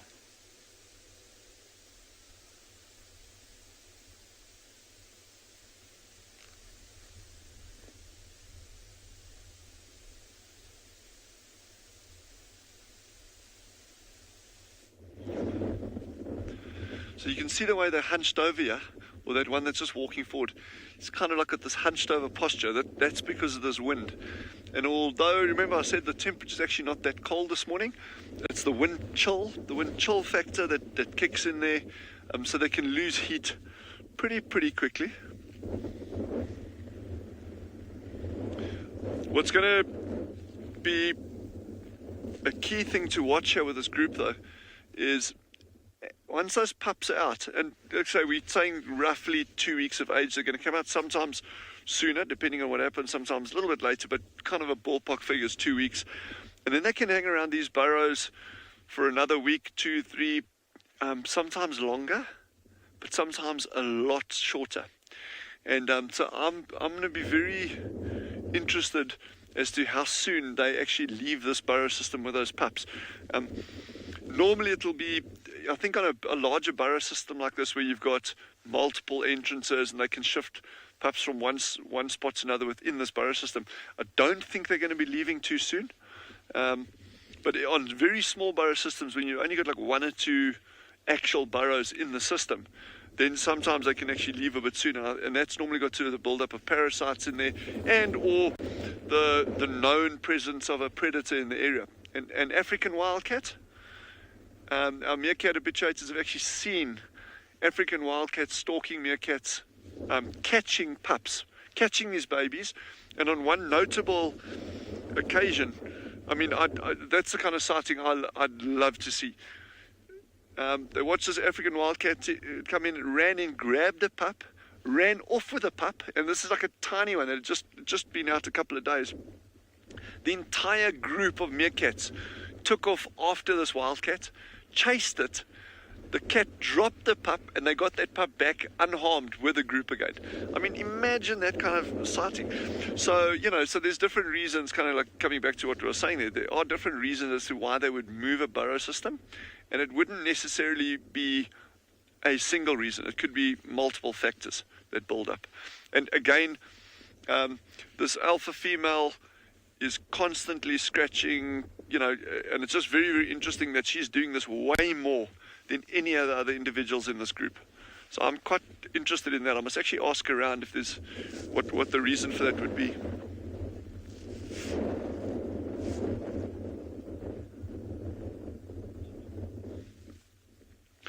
Megan has asked, how many meerkat babies will a female have throughout their life?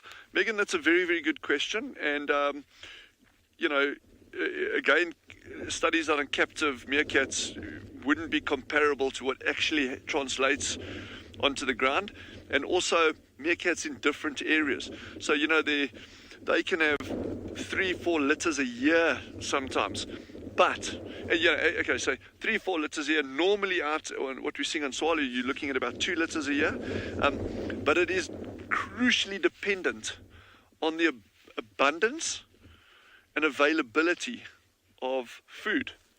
So if you're in drought conditions, well, you're obviously going to have a lot less pups. Sometimes they won't even, and again, sorry, I'm just jumping around you a bit, but to answer that question as well is, you've got to look, say, well, it's one thing having a litter of pups, okay?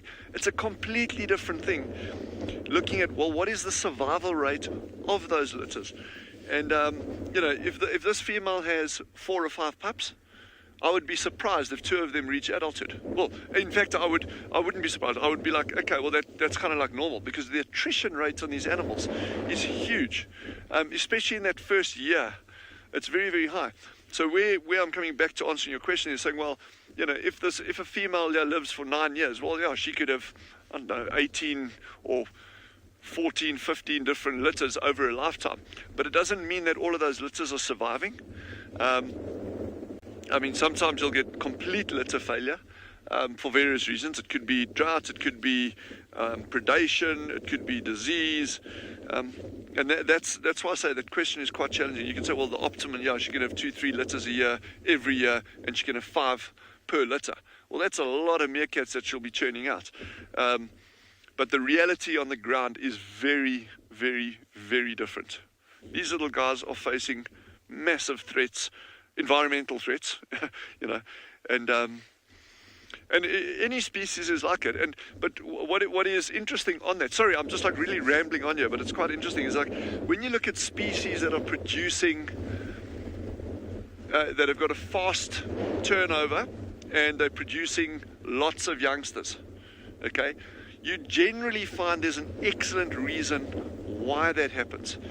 And that normally comes down to the mortality rate on those. So imagine you only have 1 pup a year, okay, and your mortality rate, in other words, your death rate on those is extremely high. Well, you're not going to be survived. You're not going to be around very long as a species, because it's going to be like quite pointless.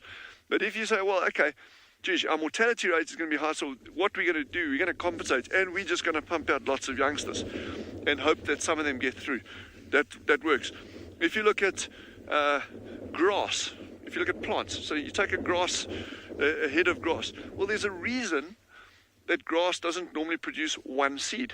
It produces multiple seeds, massive numbers of seeds. Why? Because the mortality rate on those individual seeds is huge. So although a clump of grass, and I have no idea how many seeds each clump of grass produces, I'm sure someone's done the work and I can find out. It would be very interesting to know. But if one clump of grass gives off, just say, let's say 100 seeds, maybe 5% of those actually survive to germinate. And of the ones that germinate, maybe 3 of those actually end up becoming an adult plant. So it's very, very, important when we're looking at, when we say, well, how many litters can this thing have? Yeah, there's an optimal number, and there's an optimal number of the survival rate.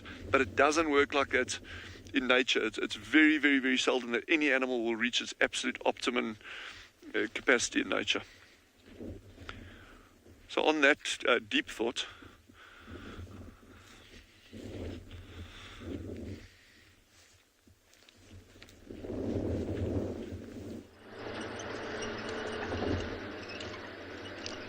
an update from our side. Our Lioness crossed, as you all know, and it was the exact spot where James had heard the alarm calls. Now, talking of James, don't think he's going to be able to join us now for the rest of the show. His car is kaput, shall we say. Don't quite know what happened. But he heard alarm calls. Once the Lioness crossed, we saw the fresh leopardess tracks. It's a leopardess. She has crossed in. So unfortunately, we were about 15 minutes behind, and they've crossed into a block rather than on the road. So now we are doing fruit loops round and round and round to try and see if we can either see where the leopardess has crossed out, or see if we can see the leopardess herself. There's definitely a female leopard in the area. Now, the impala that were alarm calling at the leopard almost chased the lion. They started alarm calling at the lioness, and then one male ran up to her, still alarm calling. Very, very brave. Extremely brave for an impala. I'm not sure I would challenge a lion if I was an impala, but he did. And that just shows you, once they've spotted the predator, they feel calm. It's when they don't know where the predator is that they react. Okay, this is going to be our second loop on this road. Well, I always say not to speculate, but we always do speculate. If it's a leopardess really using this track, I would guess Tandy. I could be wrong.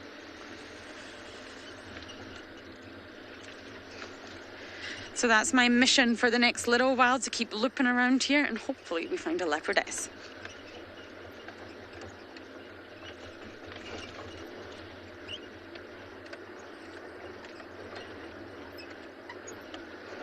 Back everyone, so we've managed to find the rest of Ngala Pride.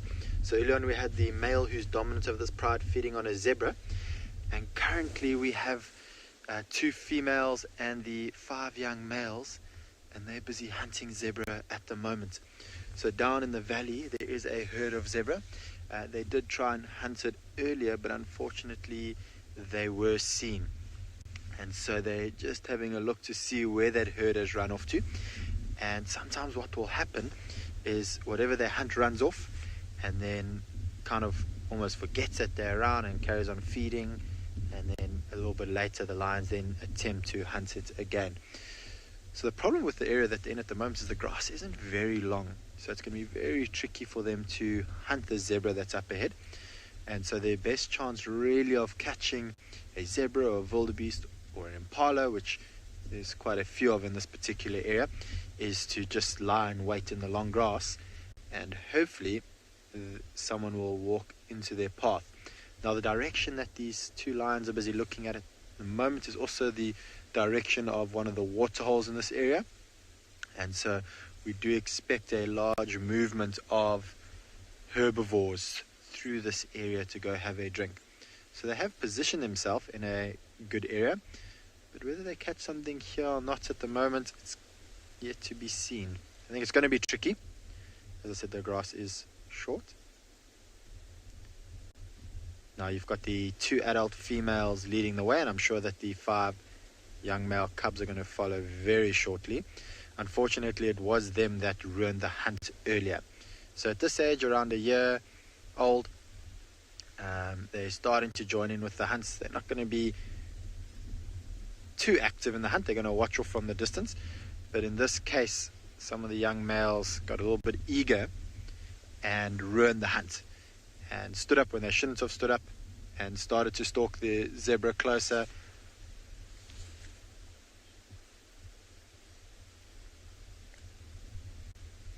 Susan, it is possible. Generally what happens is that when males are born, they don't necessarily have to be born from the same females to form a coalition. They could be just males from various different females within the pride. And then when they get kicked out, they will often stick together. I have seen it once before where males from different prides have joined up together. But that's not usual and doesn't often happen. It is normally in the case like these 5 males where 2's from one female, 3's from the other. They're very similar in age, so they'll be kicked out of the pride at the same time. There is new cubs in this pride. We have only seen 2, and they're about 2 months, between 2 to 3 months old. Now, these 5 males are going to be kicked out long before those 2 will be kicked out. So what you'll find is that when these 5 get kicked out, those other 2 will still be in the pride. And the chances then of them joining up with these 5 isn't impossible, but it is a little bit less likely, because what will happen is that once these 5 get kicked out, they could travel quite a long distance from where their pride is, and becoming nomadic and moving into areas where hopefully there's no other male lions. And then by the time that the new cubs, we don't even know if they are males or females, but hypothetically speaking, if the 2-month-old cubs are males, by the time they get kicked out, there's all the chance that these males might be just too far away to be able to join up. Right, so we're going to carry on following them. I'm very interested to see what is going to happen here.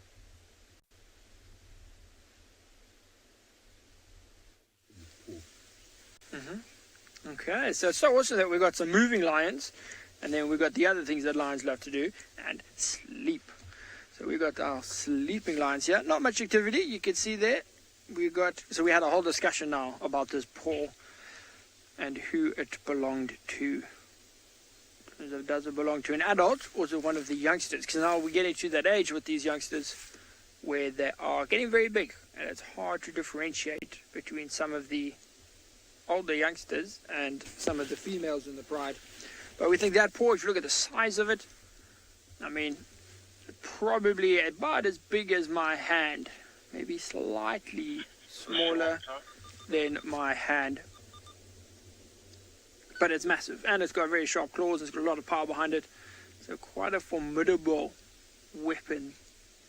A lot of activity from that other one. Quite a formidable weapon that these lions have. You see a lot of them are starting to just pretty much turn over. And maybe trying to get onto a different side. You can see the one on the right there is almost hugging the tree. Or hugging the little bush. And she's also got a very big paw. So that's one of the older females again. But they're all looking rather lazy. We think they were moving around last night. They were moving around during the rain this morning.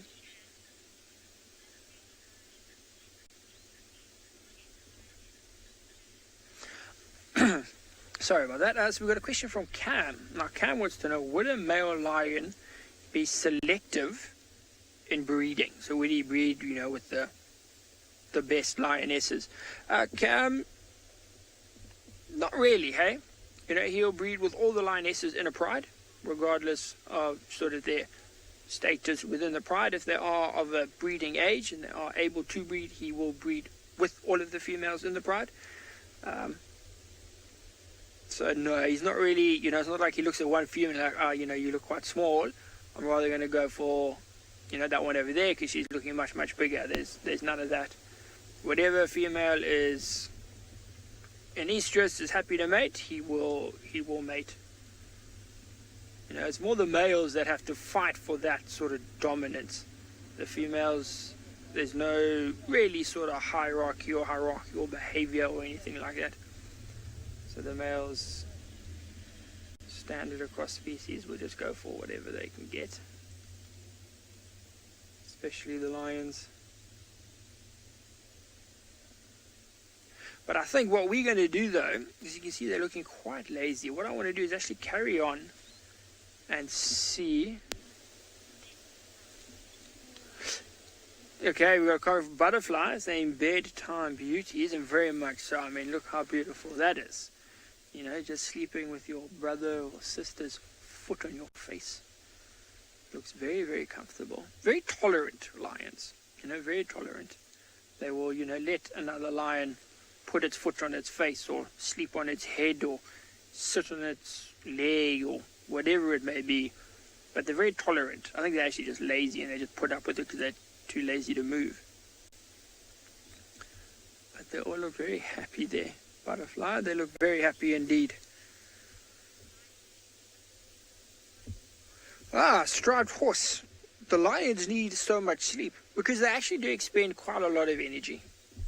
You know, a lot of people, you know, you come here and you just see the lions sleeping. And that's because that's what they do during the day. These are nocturnal animals.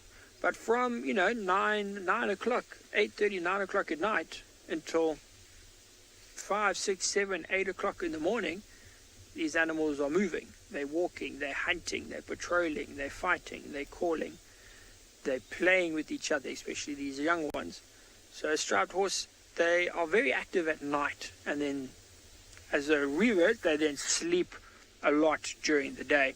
But lions are... people don't really understand how active they can be. You know, to hunt takes a lot of energy. A lot of energy. And we think they did hunt, remember, we saw the blood. So they're obviously just very tired at the moment. And it looks like they're just going to be sleeping.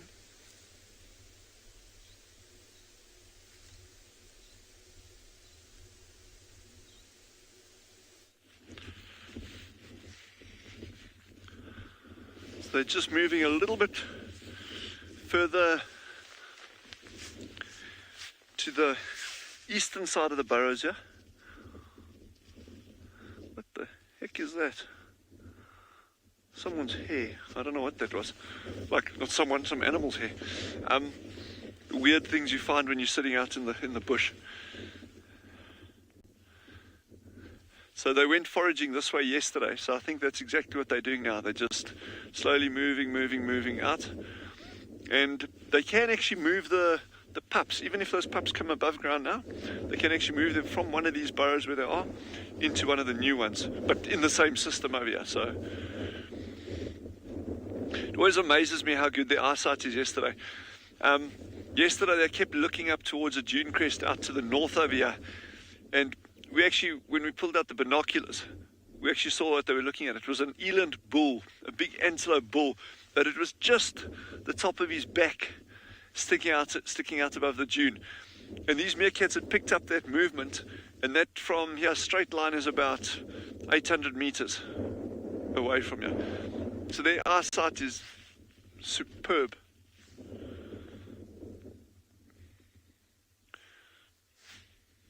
We'll have a look at them just now, but we've got some springbuck moving.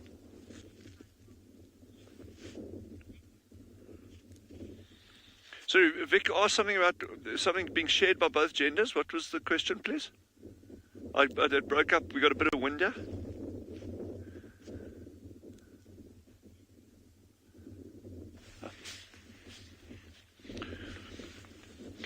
Yeah, Vic has asked, the question that was asked there was, is babysitting shared by both genders?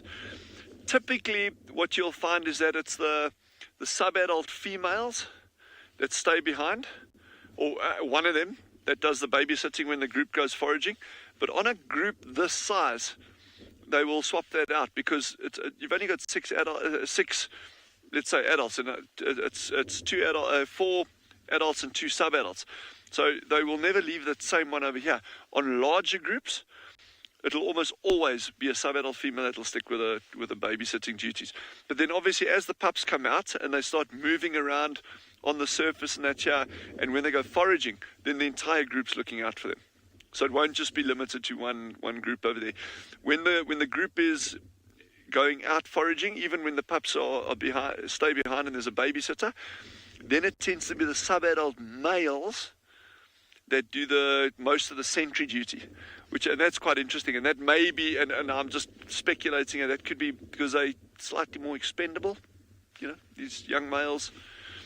So because they'll often perch out on very exposed places, like they'll climb up little bushes, little trees, sit up on mounds so they can get a better field of view. And obviously the tallest trees catch the most wind, so it could just be that's the evolutionary reason there for that. But I'm just hypothesizing. I'm not saying there's any. See, they're all popping out now, so there's 4 up. There should be 6 that come out. The one on the far right is doing a little bit of burrow maintenance over here. We'll just pan across to that little one. Seeing digging. You see that sand being kicked up?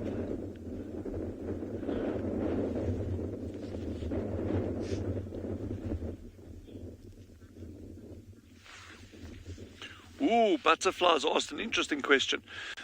How long does a baby meerkat stay with a mother? So you can get groups of meerkats where it's the same lineage for generation after generation. So you get individuals that'll stay within that group, but then you get these young males and young females that'll split off from there. So potentially a meerkat could stay in the same group as its mother for its entire life, or until the mother passes on, and then another one will take over that group, and this will just continue. So as an example, what we're seeing over here, so there's a big difference between how long it will stay dependent on the mother, which is about 9 weeks, 10 weeks, before it's actually able to feed for itself a little bit, but it'll continue for another 4 months after that, before it's fully independent. But then it'll stay within that group. Typically it's your males that move out and disperse, but you do get these sometimes two females that'll break off from a group. That typically happens when it's a very big group of meerkats. So the largest group I've personally seen on Tswalu is about 22 animals, but we have recorded groups of about 30 on Tswalu before. I haven't seen those, but nonetheless. And then there are groups of over 40 that have been recorded within the area. So groups like that, especially because as the group gets bigger, there becomes more and more pressure from environmental pressures in terms of trying to get enough food for a group like that, and that's when you start getting these little splinter groups breaking off. On a group this size, it's probably more likely to only be the males that are going to disperse, and the females will stick with this group.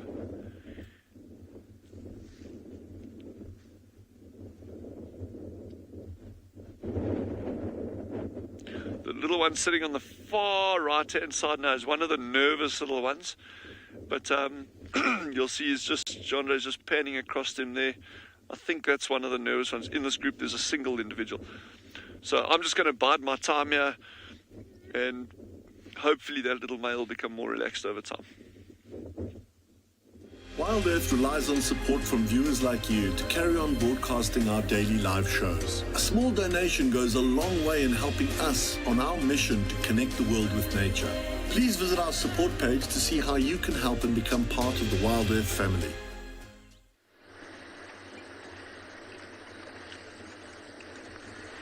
We're just about to arrive to the hyena den.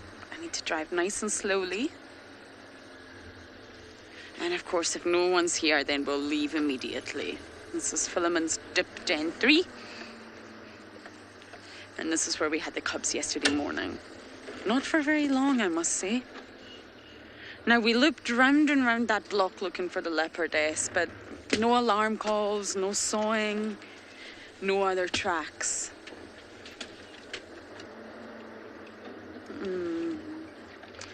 Just gonna have a little look round the corner because that's where Ribbon was yesterday with that beautiful carcass. Nope, nobody's home, which means we must leave immediately.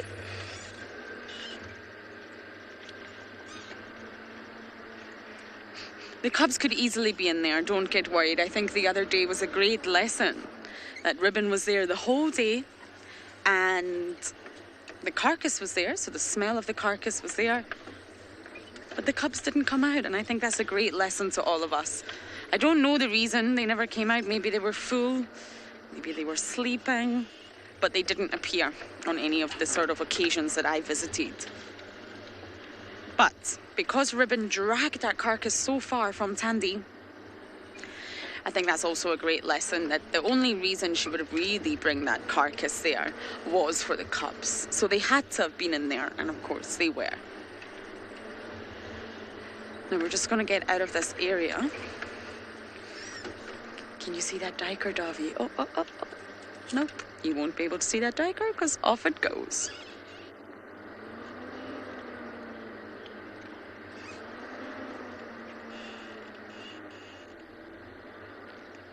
Vrema?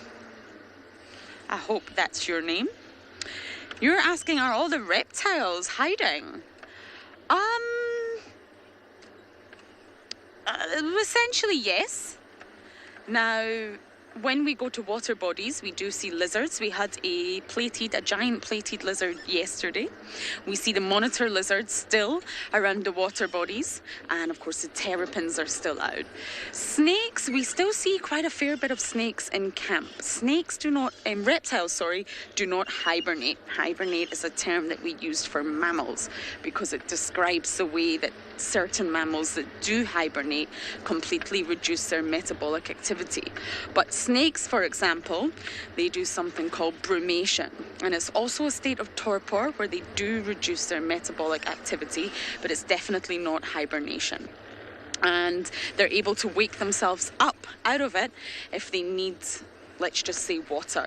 So they're able to bring themselves out of that state of torpor, go get some water, and then go back into it again. So some reptiles will bury into the ground to stay warm and not waste any energy, I guess, during the harsh winter months.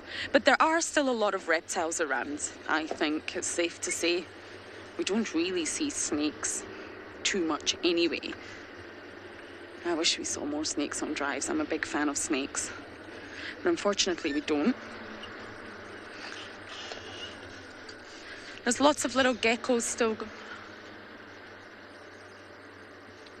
That was a grey one, Davy, wasn't it? Can we still see it?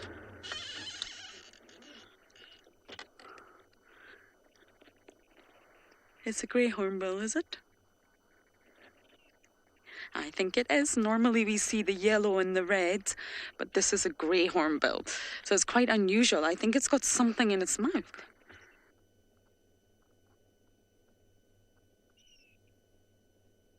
It's definitely not as common for us to see these ones.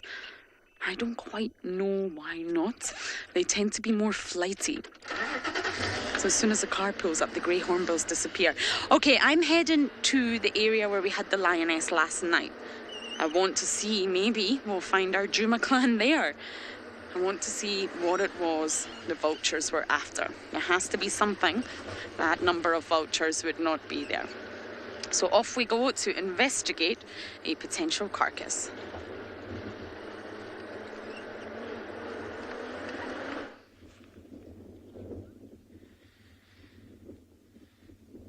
Yeah, so these little guys aren't in any rush to head out this morning.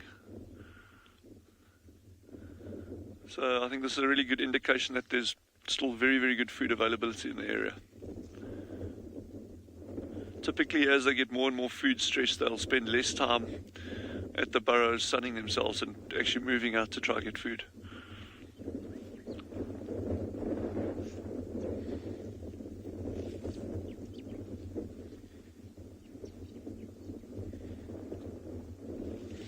There was a big raptor hanging around here last week, a black-chested snake eagle, which is very unlikely to take them, but they would have been keeping a close eye on it.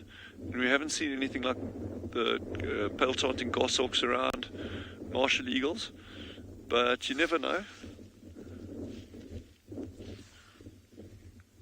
And no sign of snakes.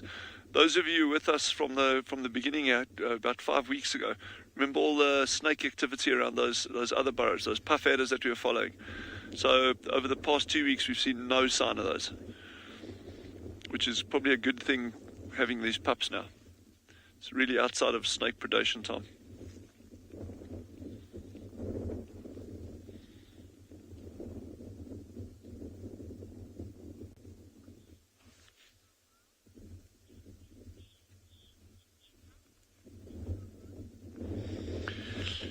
Indigo Girl has asked, do you get mange in meerkats? Yeah, you do. And mange is, and you get different kinds of mange, two primary kinds, and one is almost always fatal, and it's very, very nasty, and the other one they can actually recover from. So mange is caused by a little mite that gets into the skin, and it's a highly irritant affliction. A lot of animals can get it. I've only seen one occasion on Tswalu of that with meerkats, but absolutely you can get that. And they're also susceptible to other things. I mean, meerkats you can get they can carry rabies as well, and that's obviously a nasty one. It's not something that I've seen in meerkats on Tswalu, but it's not impossible. You know, that you get that right through these areas. Most of Africa, you get that. So meerkats are susceptible to a whole range of normal mammalian diseases.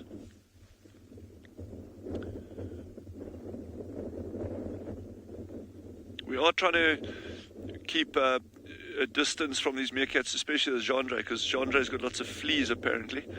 So we're trying to not just get his fleas to jump from him onto the meerkats. But we are giving him lots of special shampoo and stuff as well to help him.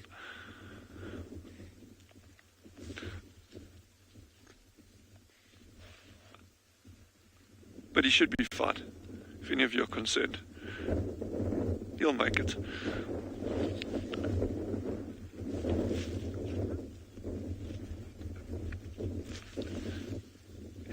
Kiki's saying she loves to see that little head popping up every now and again. Yeah, I think that's one of my favorite times. Yeah, when they're sitting right outside, they're all cute and cuddly and that.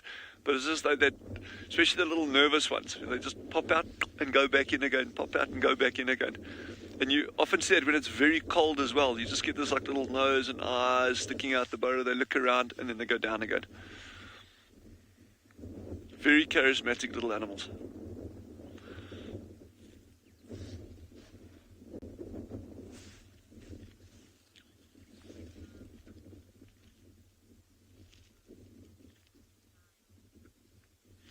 Malco's just asked, how deep do these meerkat burrows go?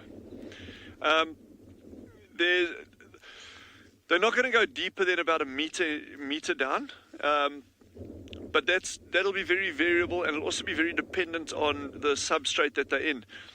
In this terrain where it's just deep sand, those burrows don't need to extend down very deep. In very stony, rocky areas, it might be even shallower, just because as they're digging down, you know, the rocks, excuse me, create like really, really good, stable and strong burrow systems.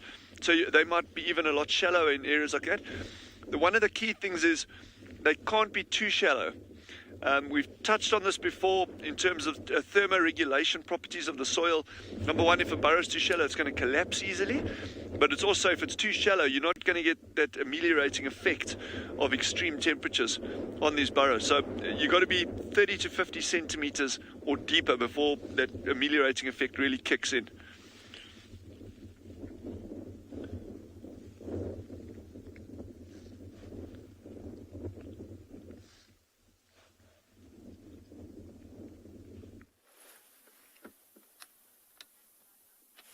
Right, so whilst you were watching those meerkats, I think you were discussing some of their burrowing, how deep their burrows might be. So, these are red-billed buffalo weaver nests that you can see in a tree above Leopard Dam. And they also make holes. They don't nest on top, they nest inside those. So if you look closely there, you can just about see the big holes in those very shaggy looking nests. So that's where all the red-billed buffalo weavers live inside. So there we've seen a bunch this morning out and about around Leopard Dam, which is where we are now. and they have been busy catching insects and hunting around for all sorts of different things. Right now they're not at home. There is a goose which is also nesting there on the lower part of that tree. Oh, the goose is just popping out. There's Mr. Goose or Mrs. Goose. I'm not sure. It's difficult to tell the difference between males and females. It's not so easy from this distance. So this goose has been tending its nest quite fastidiously, collecting bits of stick, smoothing it out. So it actually is using the red-billed buffalo weaver's nests as a base for its own nest. So there's a pair of geese here at Leopard Dam. They are quite aggressive. They always tend to chase away other birds from anywhere near this tree, except the buffalo weavers. They seem to, be quite harmonious with them, but they tend to not like anything else going anywhere near their nests. Surprised that they haven't chased the two lapwings, which are on the sandy bank just below them. But you see this goose is there looking around, just wanting to relax for the morning. It's been a cold morning, a very cold morning actually, so this goose is not particularly active, the Egyptian goose. Anna-Marie has commented that these nests are really big. They're huge. Actually, some of the biggest nests that we get in this particular reserve in Pridelands are these red-billed buffalo weaver nests, because that is a big bird, the goose, and these nests are much bigger than the bird. Now, we have another type of bird here called a hammerkop, which makes a nest very similar, also very, very huge, and they are known to have the largest single nest of all the birds. But this goose will add to its nest slowly throughout the day, and whilst we wait here to see if anything comes down to the water, we'll just enjoy this beautiful scene.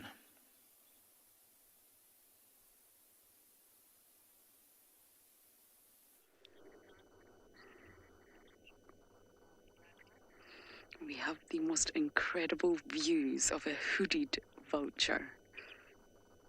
The whitebacks seem to have all flown off, which sort of tells me there's maybe nothing on the ground for us to find, but the hooded remains. Look at that.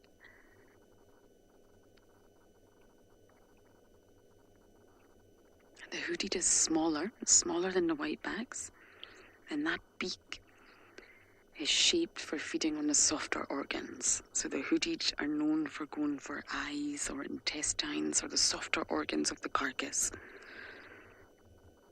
They're very brave birds. I've watched hooded vultures challenge lions, leopards, hyenas. They're not afraid.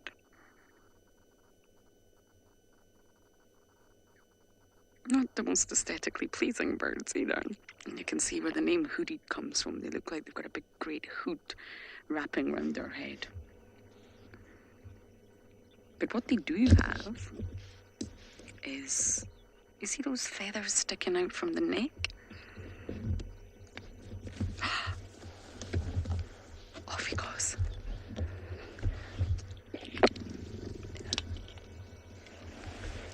Wasn't that the most incredible views? Yeah, we're on riding the thermals now. Sassy, Cassie, you're saying that vulture was really pretty. Did I get that right? Pretty. Not sure if I would use that word, Sassy Cassie, but yes, it was a beautiful angle of the bird. Vultures have a terrible reputation, they really do, but it's not deserved. They're essential in any ecosystem. They clean up the ecosystem. I'm just wondering whether I should go in. I think I should. Maybe we'll see a hyena or two, and that would be amazing. This is where we had the lioness last night. And there's definitely has to be something here, so I'm just going to quickly try and solve this mystery for now, and then we may head back to quarantine for any signs of the princess.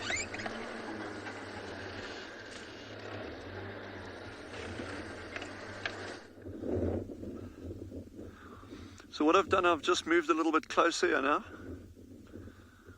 And in principle, I always like watching animals from further away and slowly moving closer, rather than it doesn't matter how relaxed an animal is, rather than just driving straight up to it. Kind of, because also we assume that we know animals' behavior and what's been going on in that, but we don't. I mean, we don't know what happened with these meerkats last night, or a leopard, or a herd of elephants, or whatever. And it's always just good. The practice is to keep your distance to begin with, and then slowly start moving closer. And just in terms of habituation, which is a slightly different thing, is building up slowly rather than just trying to rush it. There's the little alpha female here that's just gone here on the right. She's spending an awful lot of time at that particular burrow. Yes, and I wonder if she hasn't maybe shifted those pups down there. I don't think so. I don't think she has. I think they're still back towards one of the middle burrows. But it's going to be very interesting over the coming days to see if she actually does move them into one of these ones that she's been doing a lot of housekeeping on. I mean, these ones right in front of me here, she's been ignoring. It kind of done a bit of digging up, but very little. But those ones that she's at there now, there's been a huge amount of burrow maintenance. So it could be, yeah, we're talking about you and your burrow.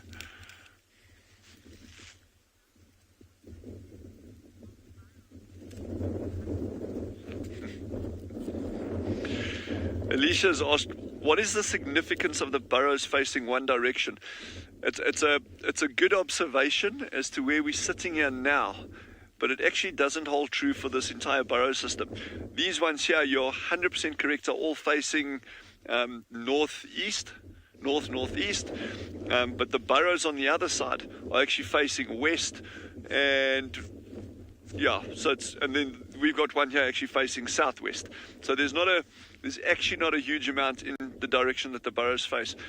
But why I love that question is, if we look at burrows that aardvark, again, this is a generalization. It's not, you would have to do a huge amount more work and GPSing actual burrows and looking at the directions they face. That's like a lot of leg work and ground truthing.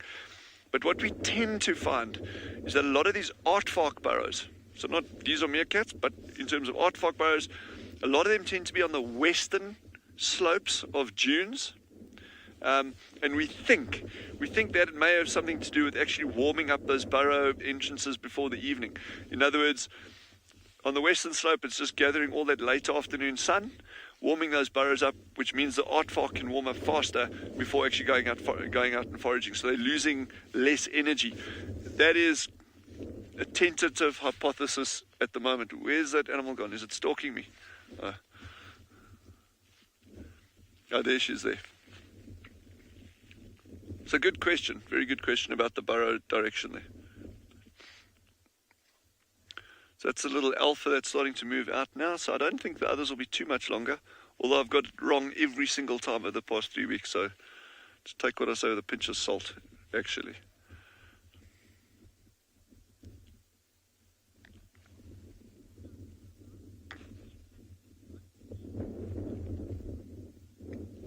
Sucker Rob has asked, can meerkats walk on 2 legs?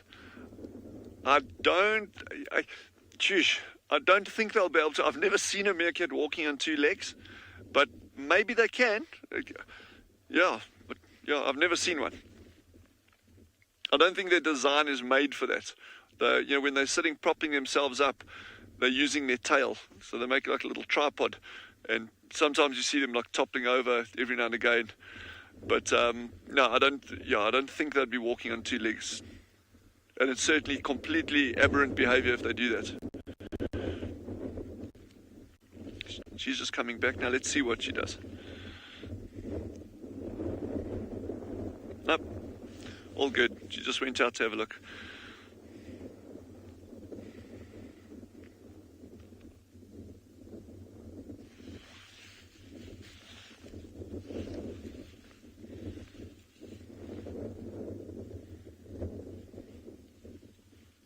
Looking around a little bit, so I wanted to go for a bit of a walk to get closer to this beautiful leadwood tree that's sitting close to this waterhole Leopard dam.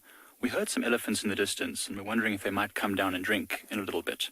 So while we wait, I thought we might point out the amazing things that elephants do to trees near water holes. So as you can see close to where my hand is here, there's a lot of mud on this tree, and this is from the elephants, well, from lots of animals probably, but mostly from elephants. And just to show you how tall an elephant can be, I brought my little tracking stick with me.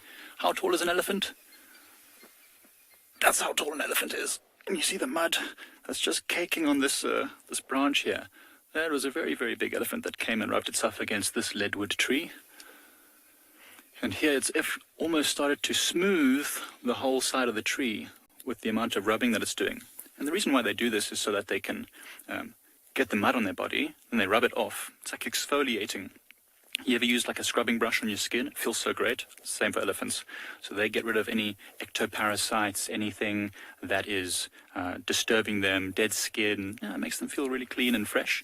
And of course, they sometimes get a bit rough with these trees, and their trunks, or not their trunks, their tusks can gouge holes in them, opening up the heartwood.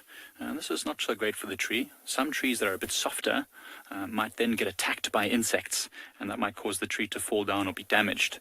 This is a leadwood, so it's almost impervious to insects. Termites don't eat it. And this tree itself, it's a big leadwood tree, it's probably a couple 100 years old. If it doesn't get damaged or pushed down or destroyed in a storm of some sort, it might live for another 200-300 years, who knows how long. I mean, I think these trees can get to many, many centuries old, and once they die, naturally they die of old age sometimes, and this tree might stay in exactly the state that it is, standing up like this for another 300 or 400 years. So it's amazing. Sometimes these leadwood trees, the dead ones that you see, beautiful ones, I'm trying to see if there's one here. No, there's not one that we can see right here, but sometimes at beautiful waterholes you'll see these picturesque trees that the vultures always sit on, or the geese or the fish eagles, and those trees are sometimes 500-600 years dead already, and that's amazing. These are actually my absolute favorite trees. I just think they look so awesome when they stand alone by the water holes. So yeah, you can see the animals have been rubbing all against this. Sometimes you might even see some mud right down at the bottom, and this is probably from something like a warthog. Kiki didn't even know there was wood that termites couldn't eat. Absolutely, Kiki. There's a lot of woods that termites can't eat. Woods that are very toxic, they often don't want to eat. So woods like tambuti, this tree that's on the island just behind me there, that's actually a tambuti tree, or a number of tambuti trees. They're also quite termite resistant because of the toxic sap inside. And the leadwood is resistant to termites and other insects just because it's incredibly hard. Other trees that might be fairly resistant to termites might be something like red bush willows, which I'm sure you've seen on WildEarth at some point. If not, I'll show you some. And there are other trees that are also resistant to insects. I can't see one right now called a cork bush, and that one's also got a chemical in it called rotenone, which we often use. We'll take a bit of the bark off, rub it on our skin, and then that keeps the insects off us. But it's absolutely beautiful. Actually, it's one of my favorite things to do, just to stand underneath these amazing huge leadwood trees and watch waterholes.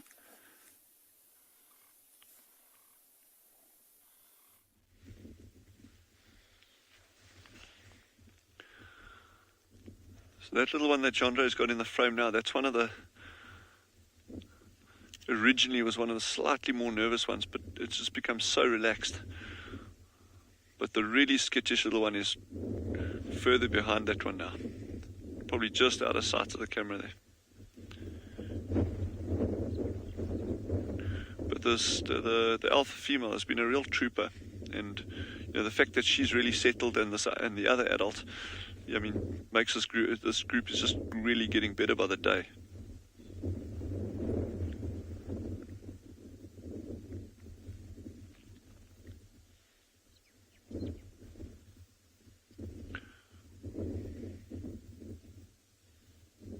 They're starting to talk. There's one sitting between Jandre and myself over here, but you won't be able to hear it, but he's starting to make little murmurings and little noises and that. So I think they're fairly close to starting to move off now.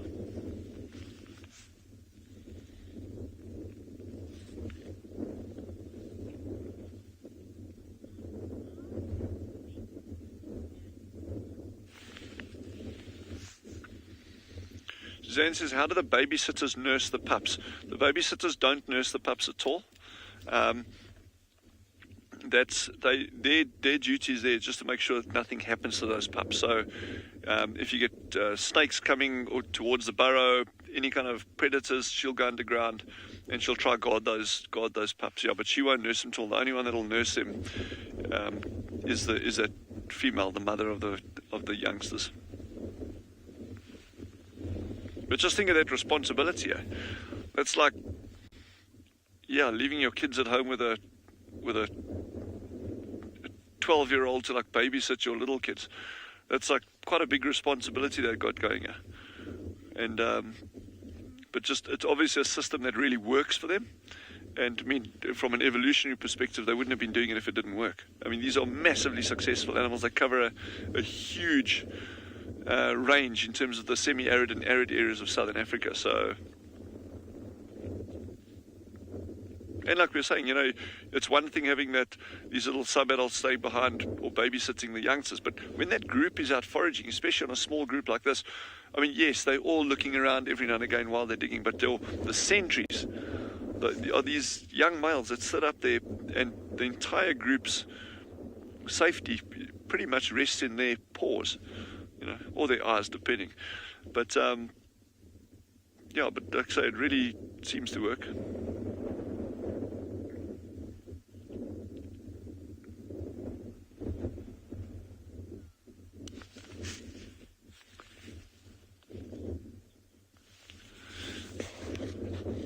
Dylan has just asked another interesting question. Where does the name meerkat come from?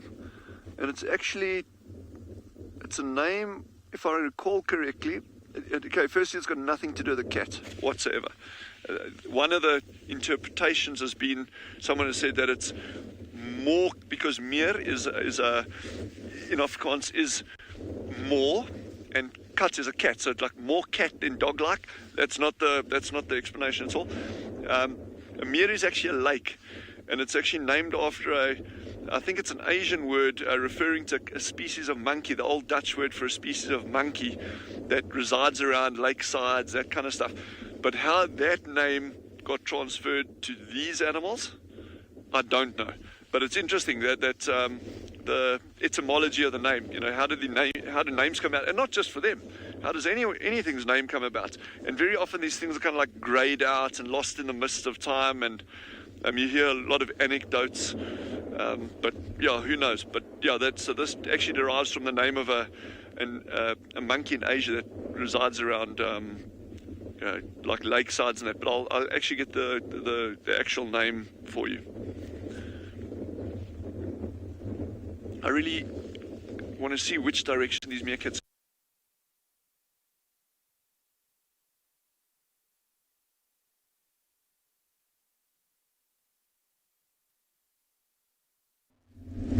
Okay, so apologies about that. Apparently a few technical difficulties there with Dylan and his meerkats.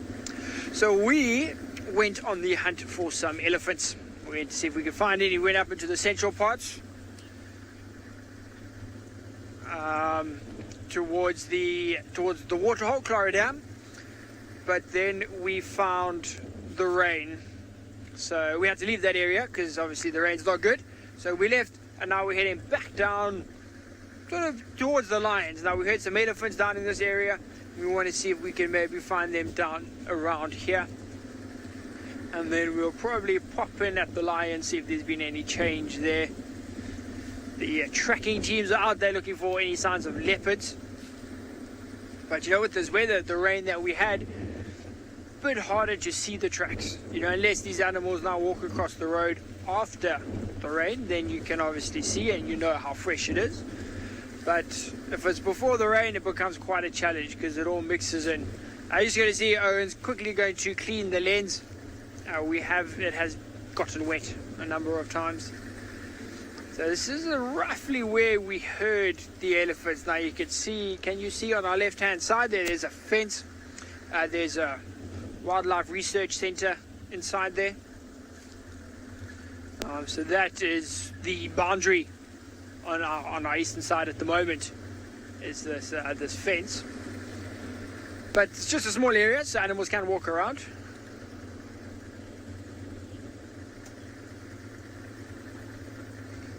Okay, so we got a question. I think it was from Kiki or Kitty maybe. Want to know, is there a benefit to being monogamous for the animals? I would say no. Purely because, a lot of the instinctual behaviors of these animals, especially the males and the females actually, is just to reproduce, try and sort of spread their genes, let their genes dominate, and that's obviously easier done if you are mating with everybody.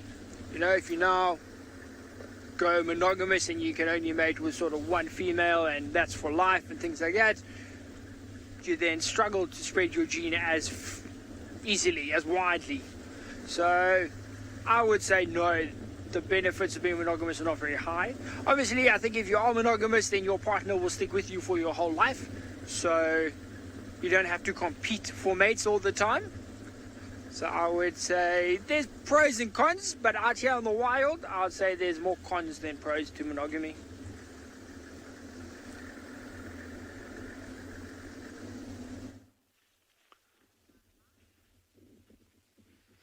There's something interesting about meerkats. I just want to clarify.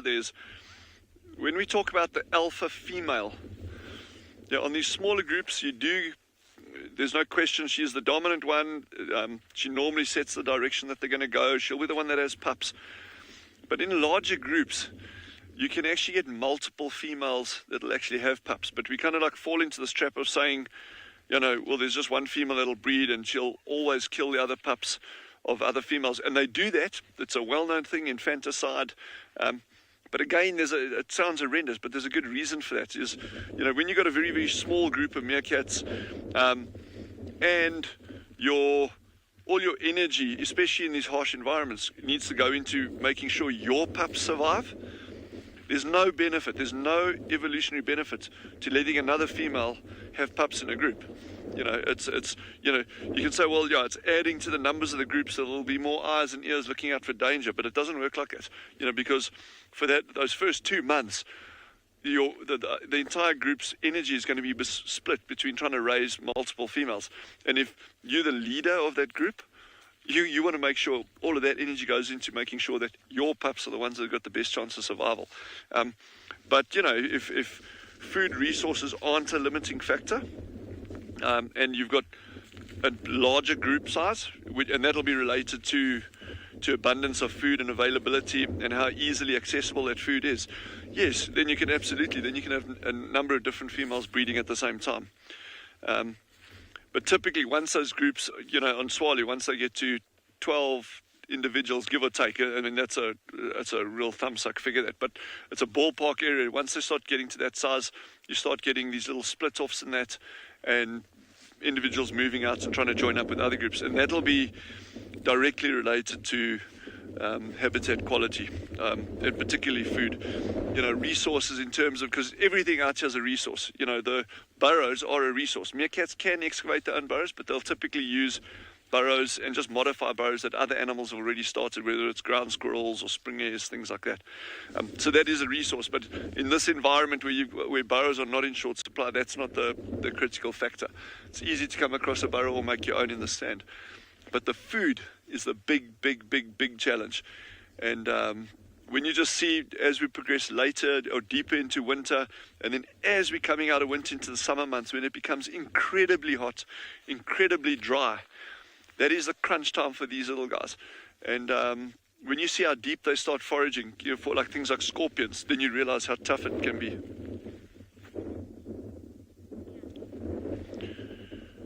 Sorry, just please repeat that question. I think it was, how much grams of food does a meerkat eat? Is that correct?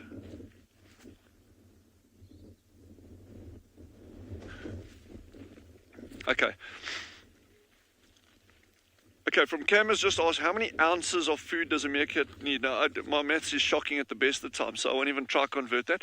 But if you're looking at it on the general principle that we're working on for any animal, give or take, is 5 to 6% of its total body mass per day as what we call a maintenance diet. So that's, you want to survive and carry on and breed and be healthy, you're looking at about 5 to 6% of your body mass per day. that is not necessarily the optimum, but it's certainly it's a good maintenance diet. But the thing is, to get that amount of food is not always that easy. So these little meerkats have just like shuffled off. There's one still down over here now. But yeah, that's what you can work on. So you can work out that for any animal. You know, if you want to look after a lion or a dog or yourself, you can work on 5 to 6% of your body weight per day.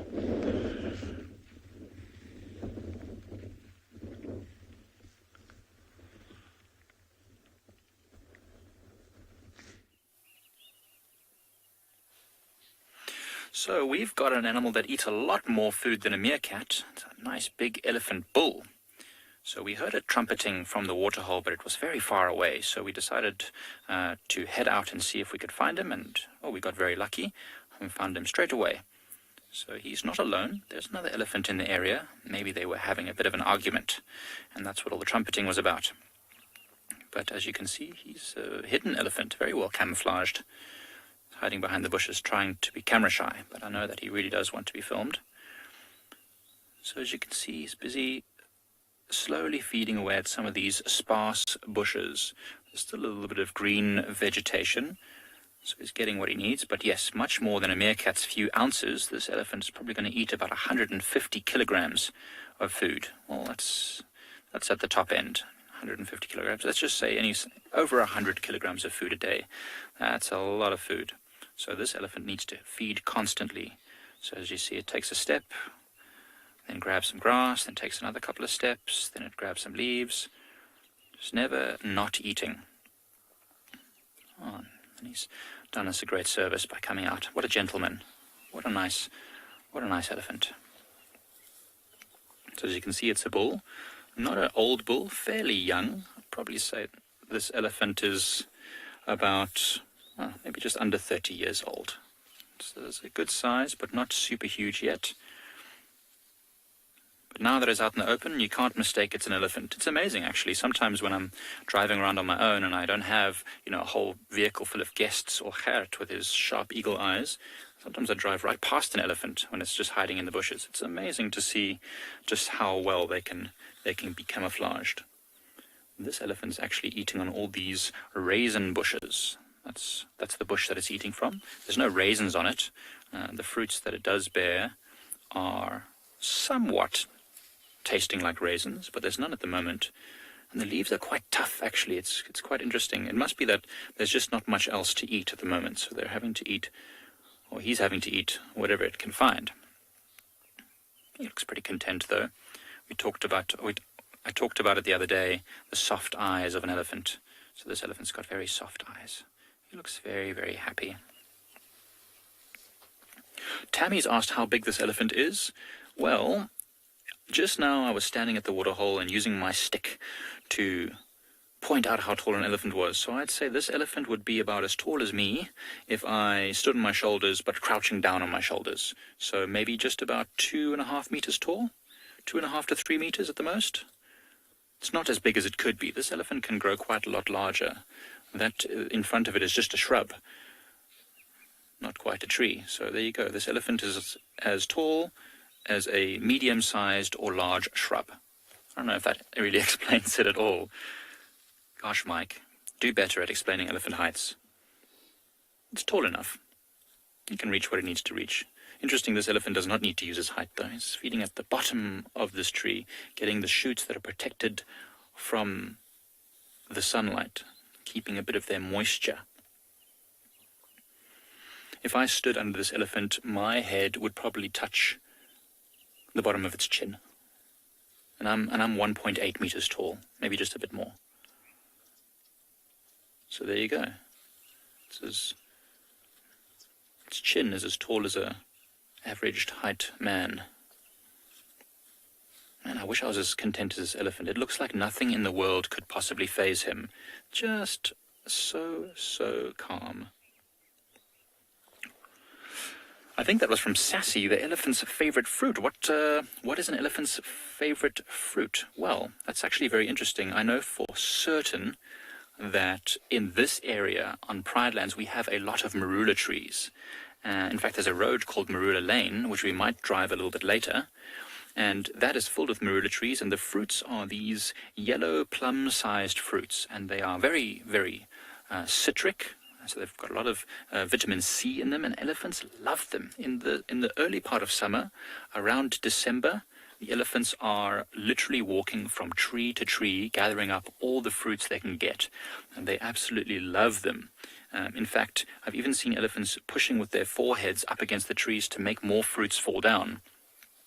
So the tree that it's eating from right now is called a raisin, and I have also seen often lots of raisin fruit seeds in the dung of elephant, so they do like these as well, but I would say marulas probably top the charts. I know that they do cause problems in other parts of Africa where there aren't fences around the game reserves and the animals can roam freely from place to place. There are a lot of problems with orange farmers, orange and lemon farmers, because elephants love anything with vitamin C. In fact, I think in the old days you would have people with oranges in their pockets on the vehicles. We often tell guests not to take fruit on the vehicles with them anymore because elephants could smell those fruits and would come right up to the vehicles hoping to see what it was that they could snack on. So you need to be very careful. I know I've gone camping lots of times with fruit in my car, and elephants have come up to try and sniff around my car to see what they can find. So I've stopped that straight away. Don't need an elephant putting a tusk through the side of my car, trying to sneak a tasty morsel. I think an orange or a marula would be much tastier than that twig.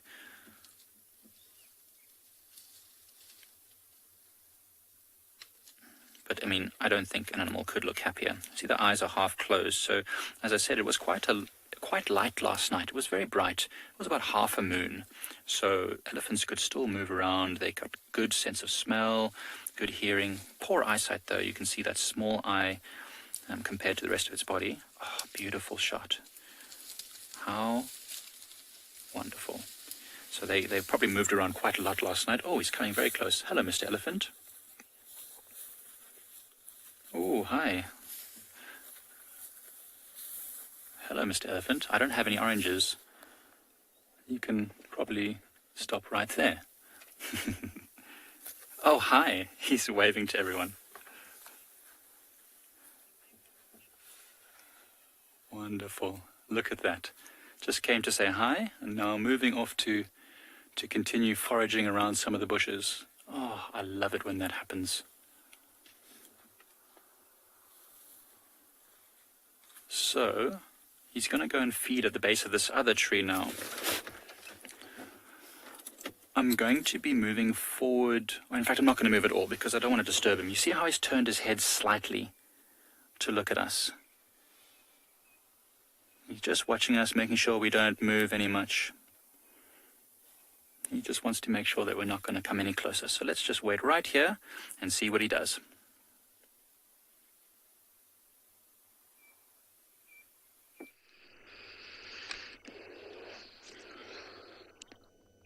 All the wildebeest happen to be in front of us right now. We're surrounded by impala and wildebeest. Now, sometimes, well, actually, most of the time, you can tell by their location what's happened on quarantine. And of course, Kalamba was on quarantine and a lioness this morning, which is exactly why the wildebeest are over on the western side. Now, just an update, we came back to quarantine just to see if we could pick up on any signs of our princess, and we did. On top of our vehicle tracks. Yes, everybody. What that means is after we left, Kalamba walked exactly where we were positioned. Such a great feeling. But of course, we went after the lioness to catch up with her. And we managed to pick up Kalamba's tracks on the western edge. So we've stopped to say hello to our wildebeest. Hello. And I just want to continue down this road to see if we can pick up signs of Miss Kalamba. She's been very elusive for me these days. James snapped his steering rod yesterday following her, which is exactly what I did a few months ago. So steering rods and Kalamba don't go well together. Look how big these youngsters are getting. They don't look like calves anymore. They just look like miniature adults. Wildebeest calves are actually incredibly cute.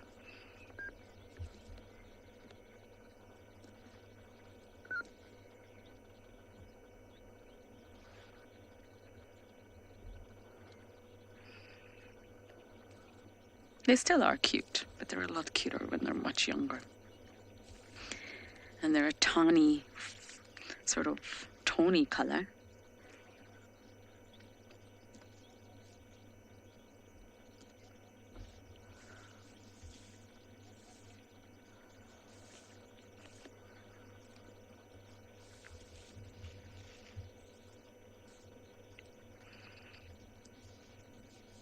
I wonder if the wildebeest are enjoying the cooler temperatures of winter.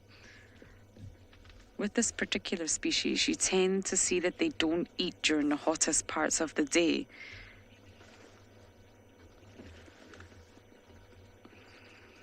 Beverly? You're saying, my goodness, they are cute, aren't they just? They've still got that tone colour on their sort of forehead, if you like, on the crown of their head. You can still see that's the colour that they are when they're born. It's very light. And they're extra fluffy. But yes, wildebeest don't feed during the hottest parts of the day. They normally seek refuge in the shade. So when it's very, very hot in summer, you'll find that they won't be eating. They'll just be seeking out shade and avoiding the hot temperatures of the sun. Or they'll stand in the direction of the breeze and try to cool down. So you only really find them feeding when it's cool, and the temperature's just perfect right now for these wildebeest to graze all the yummy grasses.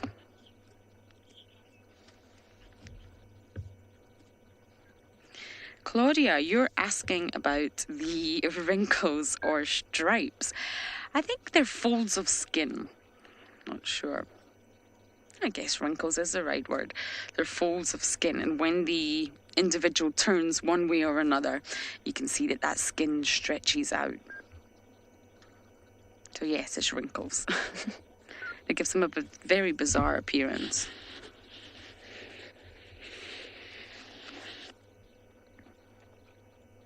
And that also gives some wildebeest get called gunus. Gunus. Davi does a very good impression of the noise that they make. I'm not so good at it.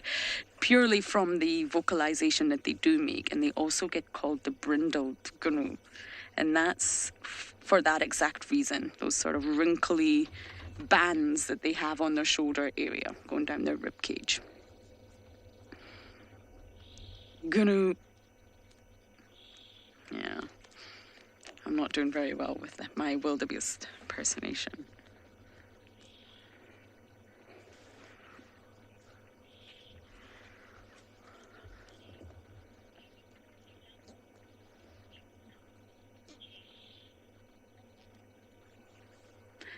James, you're asking, can you call a young wildebeest a juvenile? Most animals that are young, you can call juvenile. We normally use the terms juvenile, sub-adult, and then adult. And depending on what organism you're looking at, that will differ across the board. But you can call a young wildebeest a juvenile or a calf. A calf is the correct term for a very young young wildebeest. But you absolutely can use the word juvenile. You can use juvenile when you're referring to fish, when you're referring to lobsters, frogs, hyenas. Juvenile is a broad term for a young organism that you can use across the board.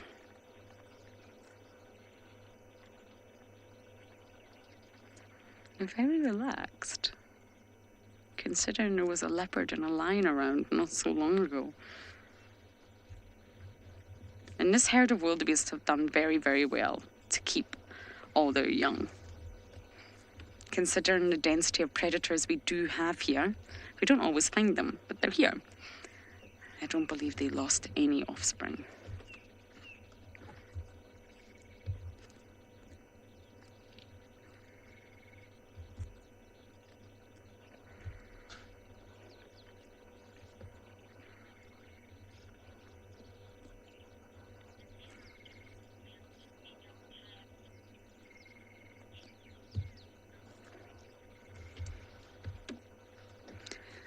Annette, you're asking, do both male and females have a beard? They do have hair under their chin, yes. They're very hairy on the top of their necks and underneath their chin. I'm not sure I would call it a beard, but yes, they do. It's actually quite tricky to tell the difference between male and female wildebeest. And they both have horns, so it's not easy, like impala. And the females are said to be more browner in colour, but I find that not so easy to go by. You're better to actually look for genitals, if you can see them, and if not, you're better to look at the horns. They do have different shaped horns, male and females. It's really tricky when it comes to juveniles as well.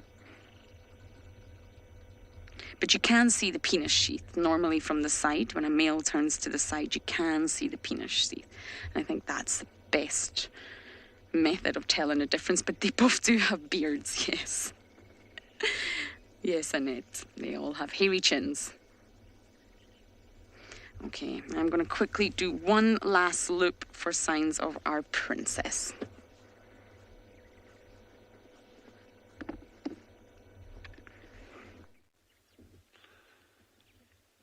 Just watching that fantastic flock of sociable weavers that has just taken off behind the meerkats over there. So the weavers are actually out foraging now, and a lot, moving in these big groups. The meerkats were very, very attentive when that flock moved in. There's obviously no threat to them, but it is just, there's a lot of movement there that would attract their attention.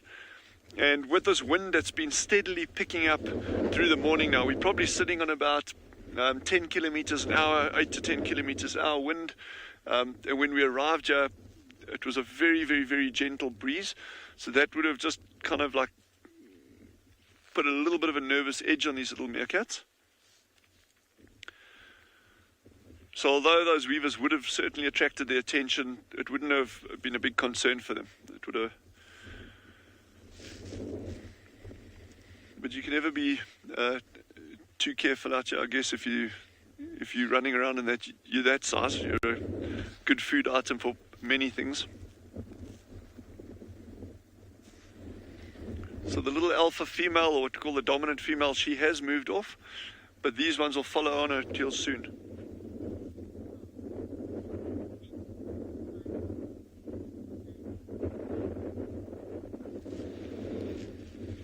I apologize, I didn't get the name there, unfortunately. But the question is, do they use sense of smell or eyesight? Katmat has just asked, do they use a sense of smell or eyesight to detect prey? Their eyesight is incredibly good, but their sense of smell is easily as good. And for most of their actual foraging, to locate food items, it's their sense of smell that they're using. They'll detect the scent on the ground and then they'll actually dig for it. But their eyesight, their eyesight is the key thing for actually staying alive and staying safe. In terms of watching out for aerial predators, snakes, that kind of thing. Just interestingly, apparently puff adders have essentially no scent or very little scent, and apparently a dog cannot detect a puff adder. I didn't know that, but apparently it's true. And so I'd be interested to see if a meerkat can actually detect a puff adder using its sense of smell as opposed to just visually. So it's always so good just spending time with these animals, and like I say, they're just becoming more and more relaxed, and hopefully over the next couple of days we're actually going to be privy to seeing these little ones come out for the first time. So I really hope that all of you, wherever you are still able to keep joining us on these morning sessions, and obviously the afternoon sessions as well. But certainly with the meerkats in the mornings, it's going to be really, really good over the coming days, I think. I don't know what I'm going to do to contain my excitement, but I'll try.